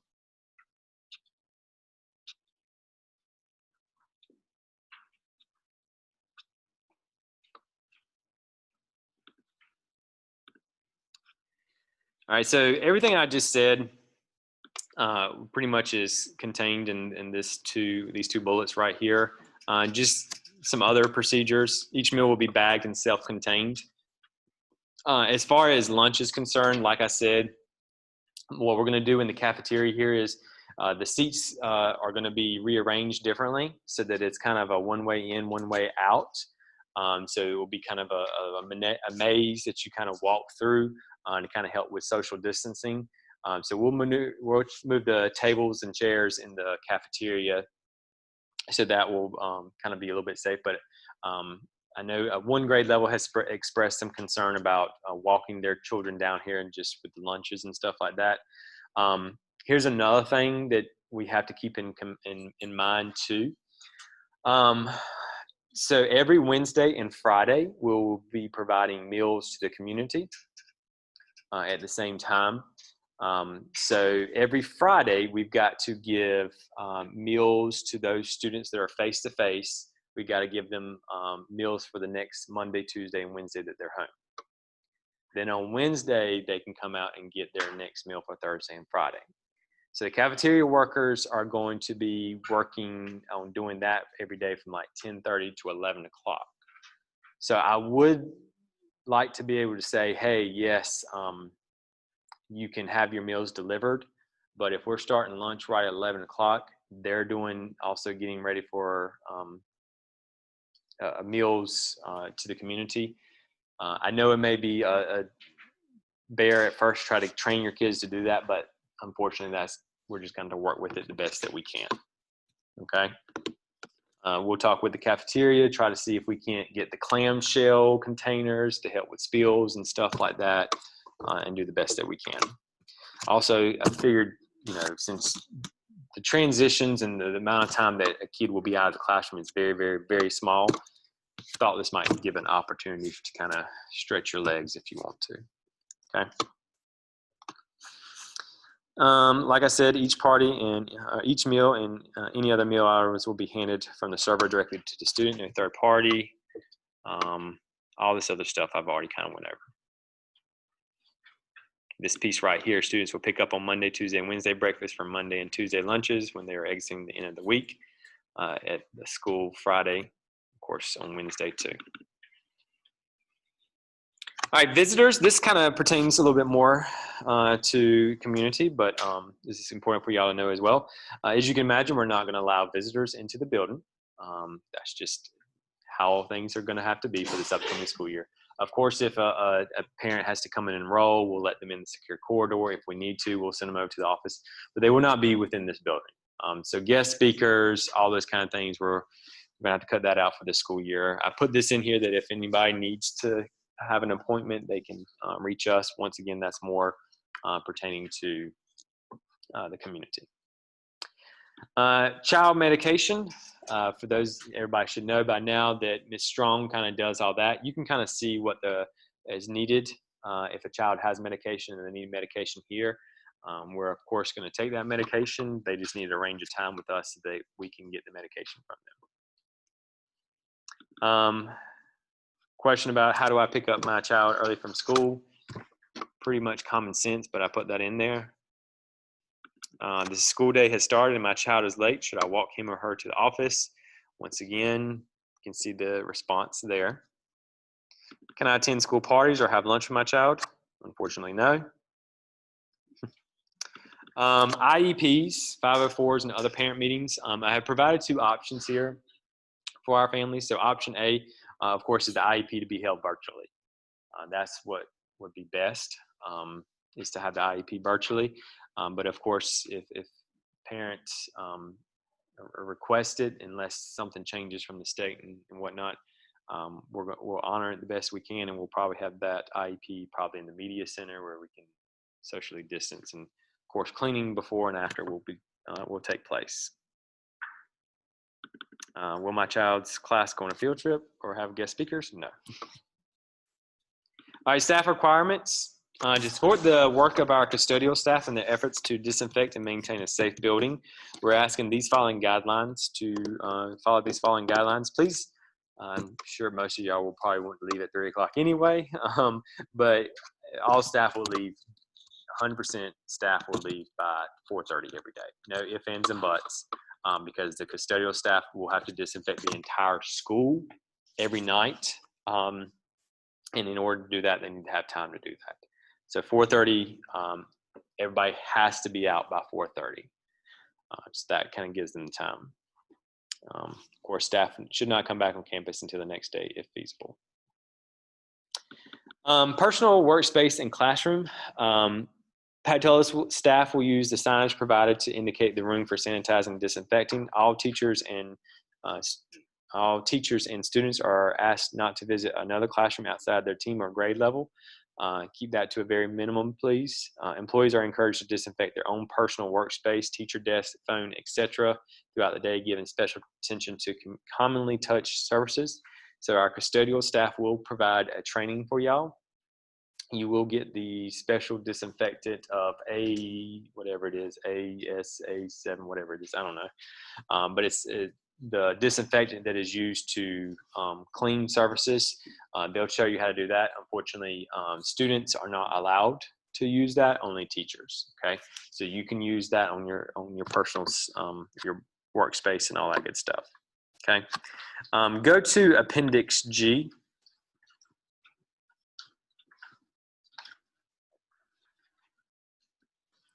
So I put together this daily classroom cleaning checklist, and it's very simple. I didn't want to make it too cumbersome because you've got enough on your plate, but we all are going to need reminders to do certain things. So I kind of came up with this checklist of what to do before or beginning of the day, for lunch, and at the end of the day. Okay, so it's very much common sense related things, but it's just, okay, have I done this? Or make sure that social distancing, because we know those desks are not going to stay like they are right now for the rest of the school year. So we just need to make sure that we check that every day. Hand sanitizer, personal belongings, all those good things. So there's a checklist there that you'll complete.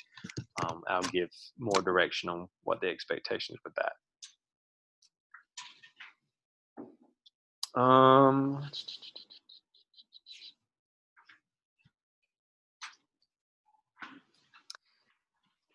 All right, shared workspace. So this paragraph up here, just going to kind of pass through that right quick. Office, we're going to be monitoring the number of employees up in the office. If you could, just if you go in there and you see a handful of people, 2 or 3 people in there talking, just if you could come back at another time. Just use some good judgment when it comes to that. Conference room. Our conference room, for those of you that know, it's small, so you probably can only get 2 people in there and socially distanced, but it still wouldn't be safe because it's so closed off. So we'll provide some signage that says, hey, this is closed, or this is the capacity that we have in here. Common areas such as media center, we'll use these in moderation when we have to. Certain areas, of course, will be closed. Right now, we've got the go-ahead to use the gym for a PE and doing things like that. So we'll just have to keep in mind of socially distancing our students. Copier room, workrooms. Once again, all of our copier rooms are small, so I wouldn't have more than one person in there at a time. So we'll provide some signs with that as well. But just once again, use your good judgment. If you see somebody in there, just come back at a different time. And water fountains have already been cut off. All the water fountains have been cut off in the school. We are encouraging staff and students to bring their water. It kind of concerns me that we don't have water. I understand why we don't have water, but it kind of concerns me that we're in the dog days of summer, and not having water available can be kind of a concern. So please talk that over with your students and say, hey, please bring water bottles, allow them that opportunity. Of course, we all know that sometimes it can get misused with certain students, and we can have a conversation about that. Have the supply list been printed yet or been sent out with parents? I'm waiting on one more grade level. Can we add water bottles? Yeah. Because Mm-hmm. I didn't know that was. Yep. Yep. You can add that. So question was, can we add water bottles to the supply list? Yes. If y'all would like to go in and add water bottles, you can definitely do that.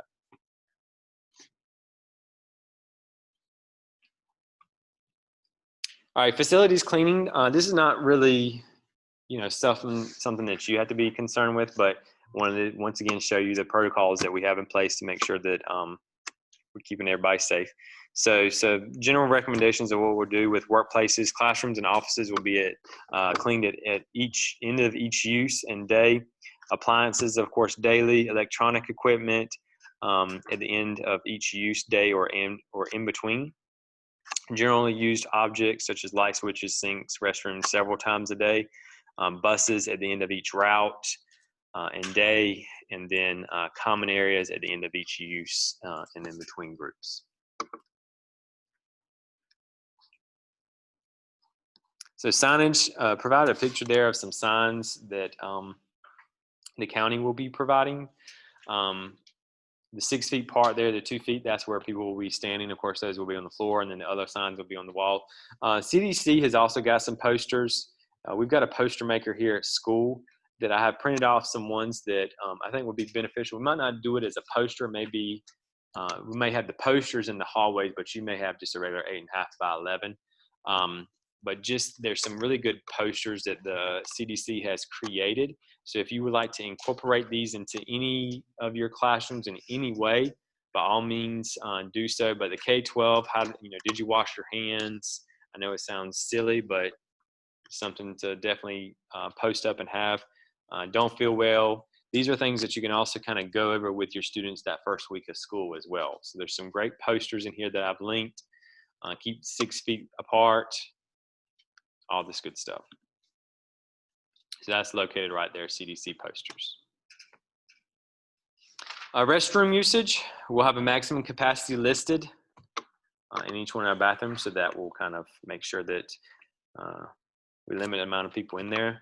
Of course, that's going to be a little bit difficult for us, and we'll try our best to monitor that, because when you're teaching and you send a kid to the bathroom, you can't monitor what's going on in the bathroom. K2, you have bathrooms in your classroom, so that will be a little bit easier. K2 teachers, since you have a shared bathroom, there's 2 bathrooms. It used to be a girl and a boy bathroom between each one. Ms. Pilgrim, you have just one. So yours is a little bit easier. But those that have the shared bathrooms, what we'll look at is turn them into unisexual bathrooms, where this is your bathroom, this is your bathroom. Kind of help out with that. We'll try to put maybe a divider in between if we can, just so that will help out. Of course, what we're working on right now is time, limited amount of time. All right, modified arrangements, we all know about that. Arrival and dismissal, I've already went over that. Staff training, so this is to kind of show our community, what training will be going on this school year by y'all, to make sure that safety is kept at the forefront of our mind. So teacher workday training, so you're starting the training now. I know this says at least 1 hour. Miss Nurse Mooney will actually be providing another training for you on Tuesday of next week, that she'll go into a little bit more detail about the health perspective and what will be needed for you. Of course, COVID-19 orientation, which is what we're talking about now. Ongoing training. There will be a COVID school contact training, which will help with PPE donning and doffing of those items. Screening process, documentation, cleaning protocols that are done by the custodial staff. Any questions? All right, communication methods, just to let our families know how to stay in contact with us and as you as their teacher. And then these FAQs, won't go into all these items here, but these are just some good questions. What kinds of PPE will be available?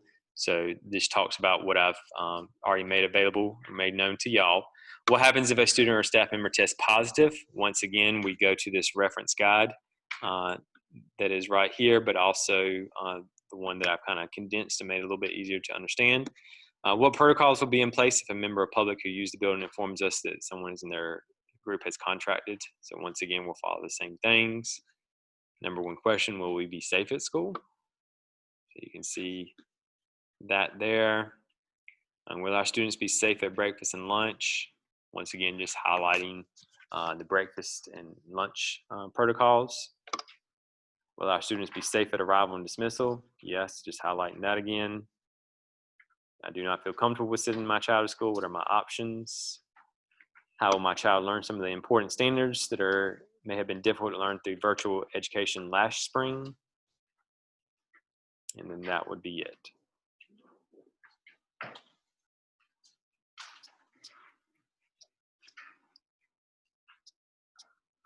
All right. So I know I've only hit the tip of the iceberg of us reopening, okay? But what questions might you have pertaining to some of the things that I've went over today? Keep in mind that, like I said, we are going to have another orientation with Nurse Mooney. It dives a little bit in more to what you'll probably need to do that first week of school, first couple weeks, 3 weeks of school. So she'll go into a little bit more detail with y'all with that. Custodians will also be providing the training on how to properly wipe things down. So that will be something that we'll look at. Ms. Raphael will help out with device distribution and all those good things as well. Okay. So Ms. Cumbo, yes.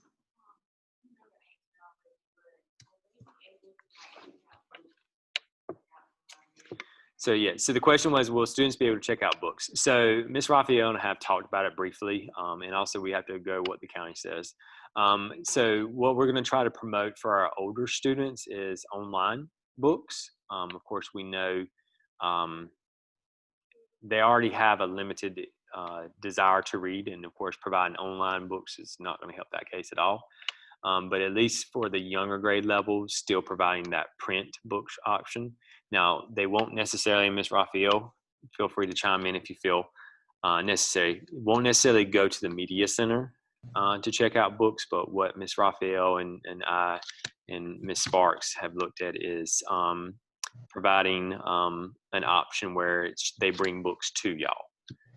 So I'll just chime in for a second. So the protocol is that the books, once they have been touched by a child, have to be quarantined for 72 hours.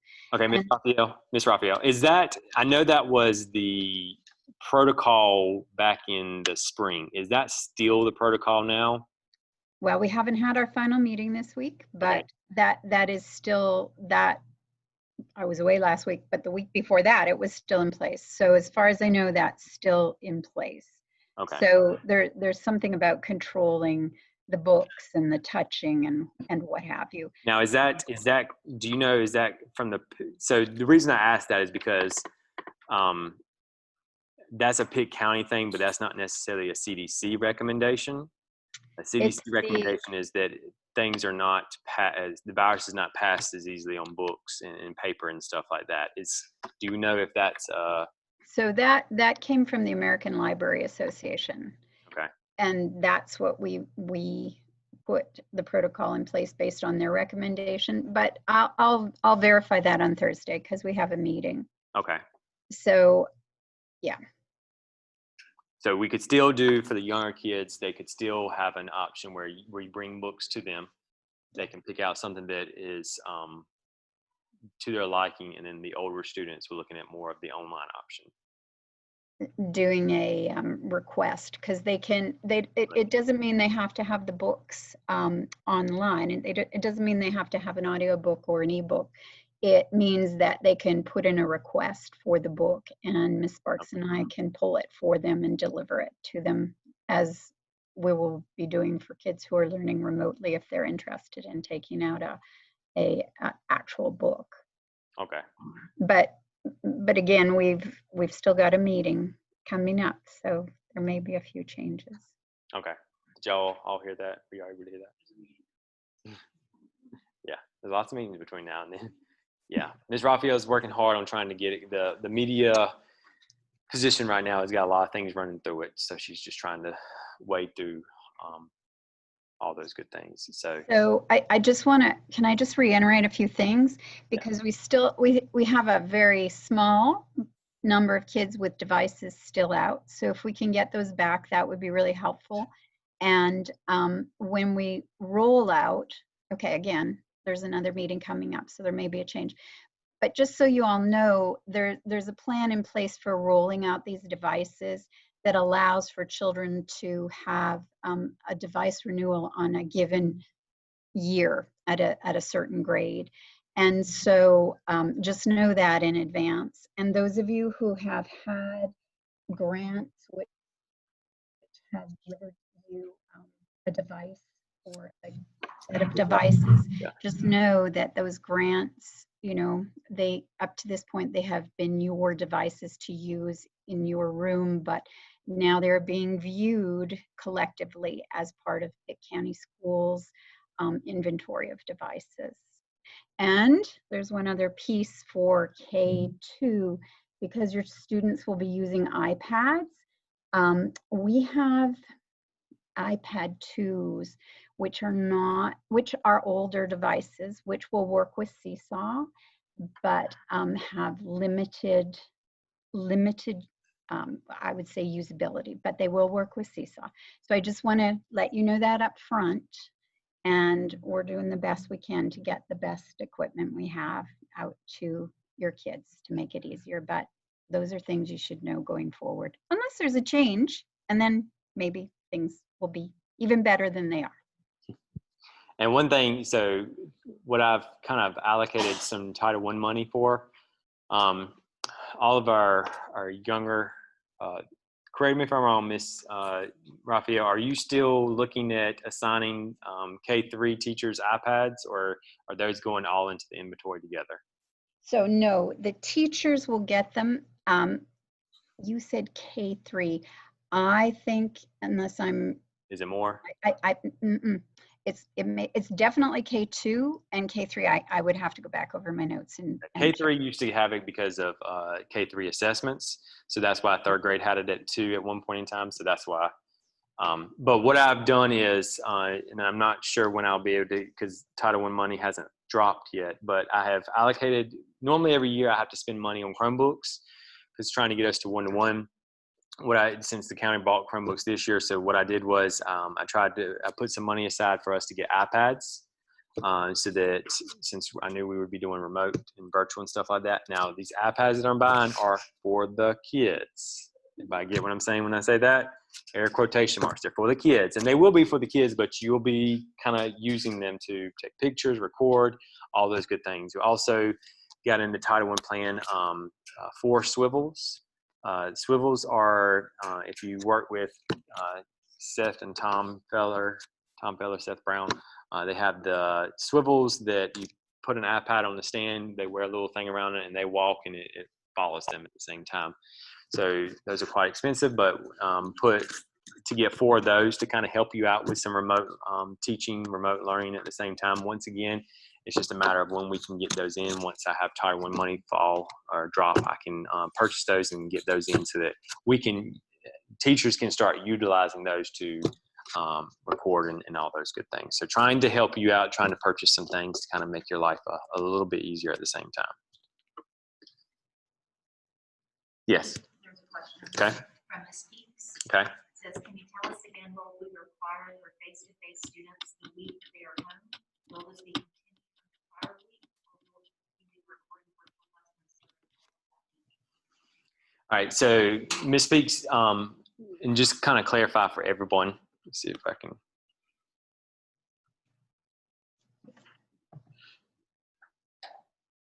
All right. So once again, you got your face-to-face and then your online option. Okay. So I'm trying to create rosters and classrooms so that you're not having to do 3-4 times more than everybody else. So if you have Learning Zone A with you face-to-face, of course, you're going to teach those students face-to-face. Now, in a perfect world, and our numbers are always constantly changing, but in a perfect world, you won't have, you will have a small amount of students at home, but the virtual teacher will be providing the supports for them, and you just have to upload it to Canvas or Seesaw. Okay, and that's for K4. So you would still, so if you have Learning Zone A face-to-face, you would teach them. Then when they're home the next week, due to our pacing that has been created, you are still continuing with instruction. Now, of course, it may not be as intensive and extensive as you were face-to-face because it's home, of course, but the learning is still expected to continue on. Because if we don't do that, then we'll be at least 2 marking periods behind at the end of the year, as far as pacing is concerned. Did that answer Ms. Peaks? Did. Okay. Kind of idea from Brittany Stewart. Yes. She says this works with the iPads though, or she probably hear me now. But she said that she saw this in South Carolina where they set up a digital library using QR codes. Mhm. And it works really good with the iPad. So for K2, that's something to consider to look into now. That's what you Yeah. can bring into your classroom. Yeah, Ms. Raphael, that was just a statement by Ms. Stewart saying that Media Center being set up by QR codes. That's an excellent idea. We'll see what we can do. That won't happen immediately, but that's a really good idea. Hopefully, by the time as you're ready, it would be face to face, 100%. So I need to mute myself, sorry. All right, what other questions? There's a question about kids that are totally remote learning. Can they pick up them? Yes. Those that are 100% remote, that's the purpose of having the Wednesday and Fridays. Sorry, I just talked about those that were here face to face, but the Wednesday day will be the day that we can provide 100% those remote students lunch and breakfast too. Yes. Mm-hmm. So they'll have several breakfasts, lunches all at once. Yes. About access to Seesaw. Ms. Stanley, would you like to take that one? We haven't heard from the district on when you're gonna get the premiums. So right now, when you go to take the course, you have to sign up for Seesaw. It will give you access for 30 days. But we're waiting to hear when, and we have a coach meeting on Wednesday. Hopefully we'll hear then and send you emails and.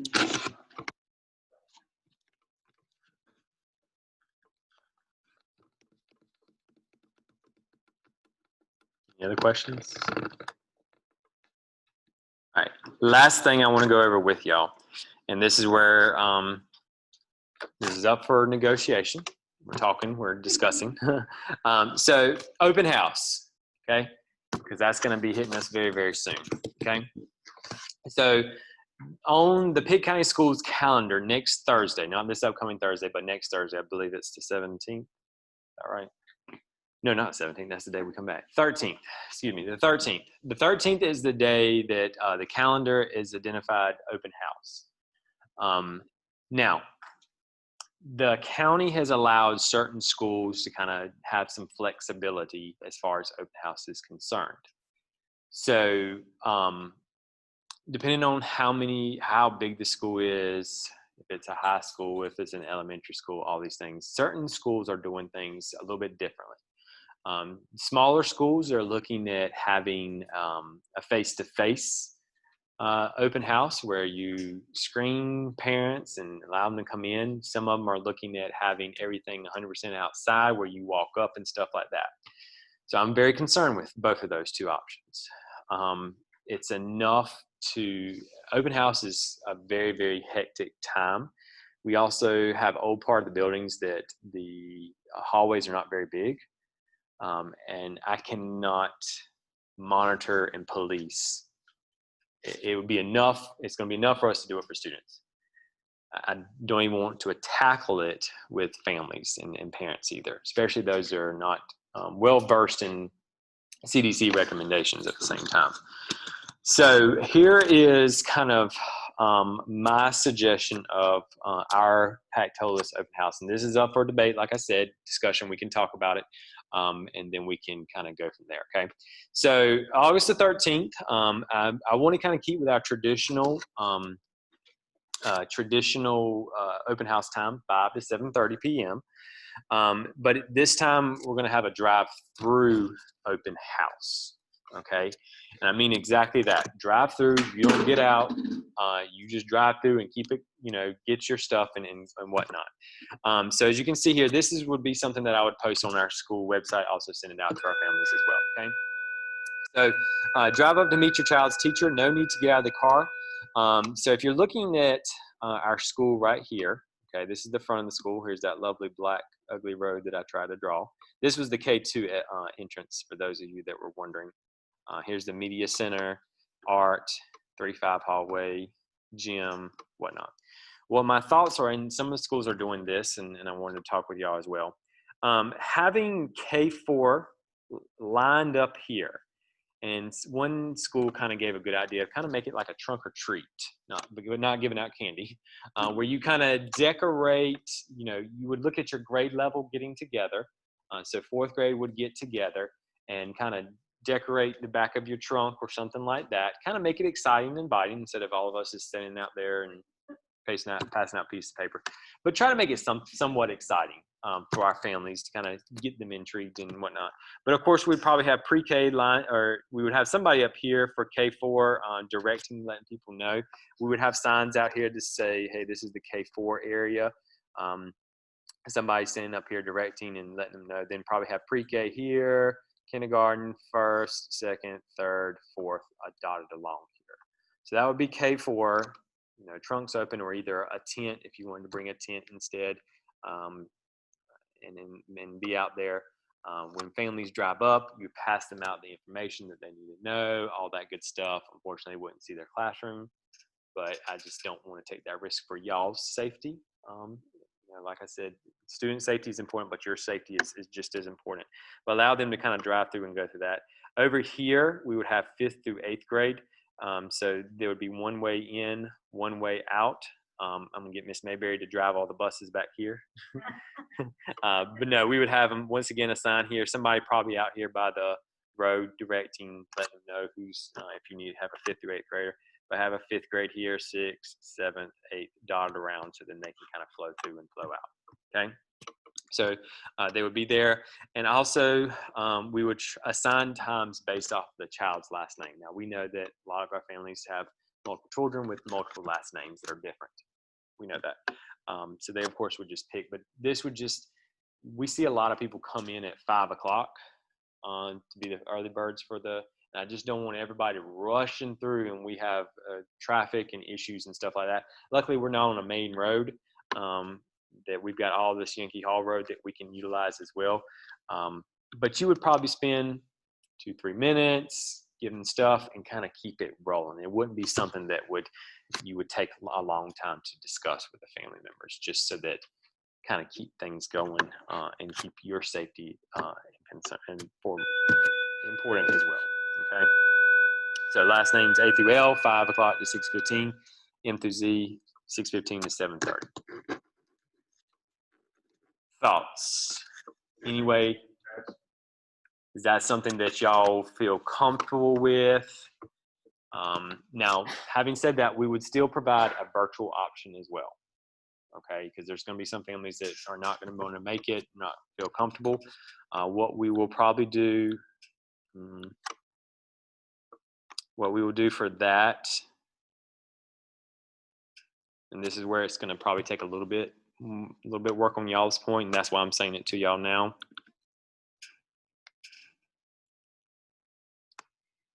Is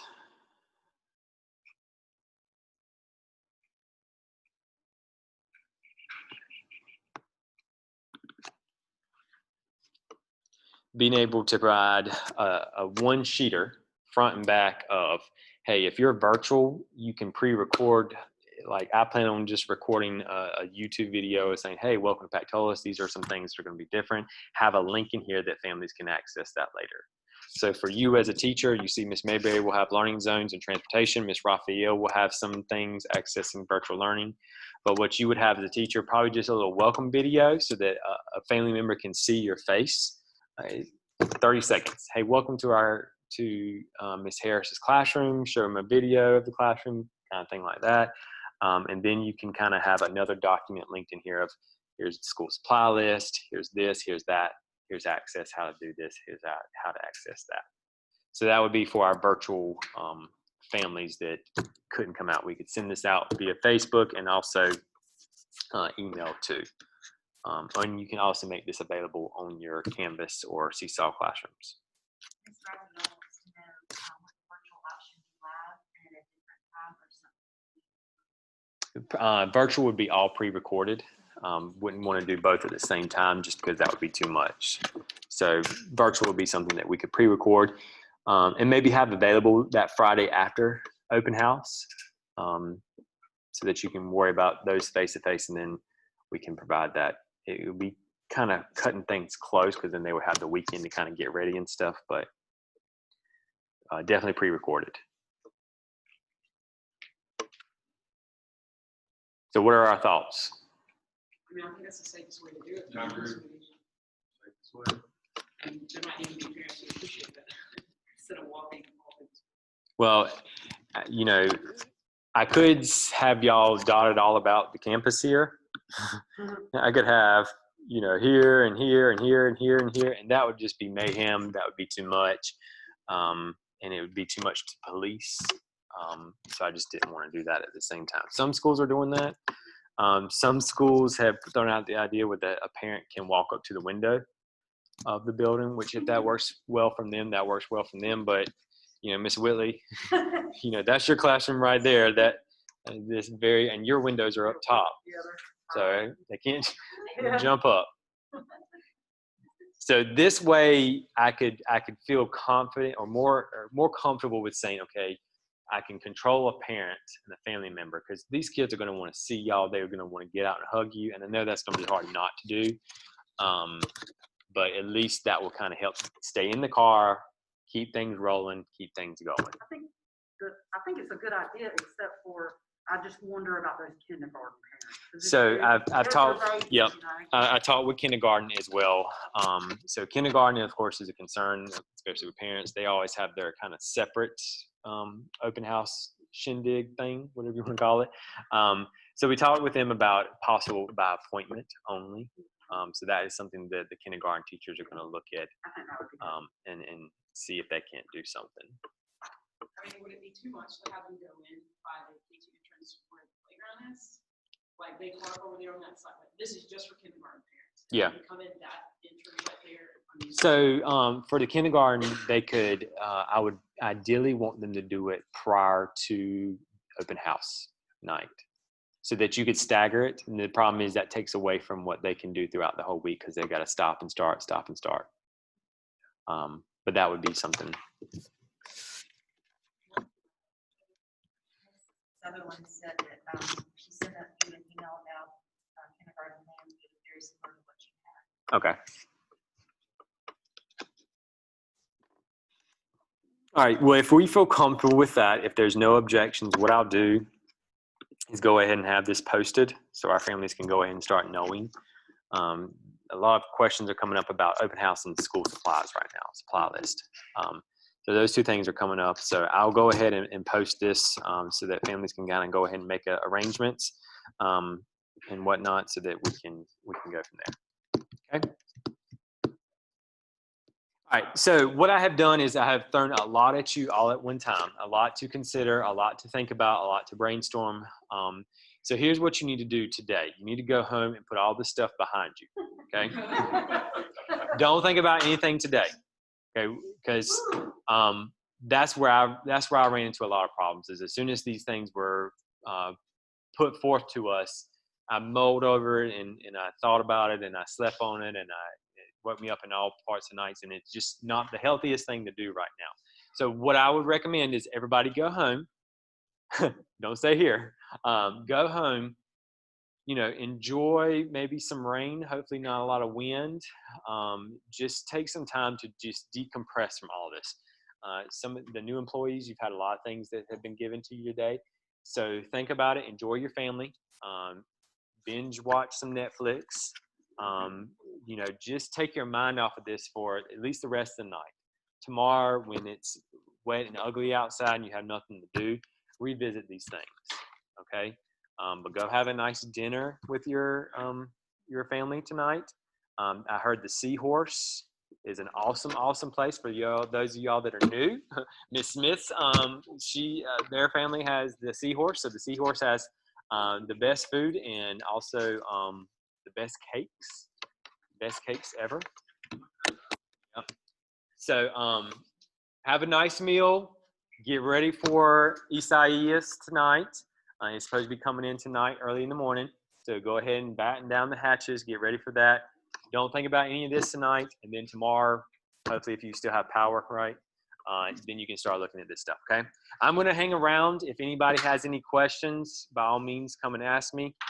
Thank y'all for those of you that were online. Hopefully we were able to answer all your questions, and we will continue with giving you some more information as the couple weeks go on. Okay. Thank y'all very much.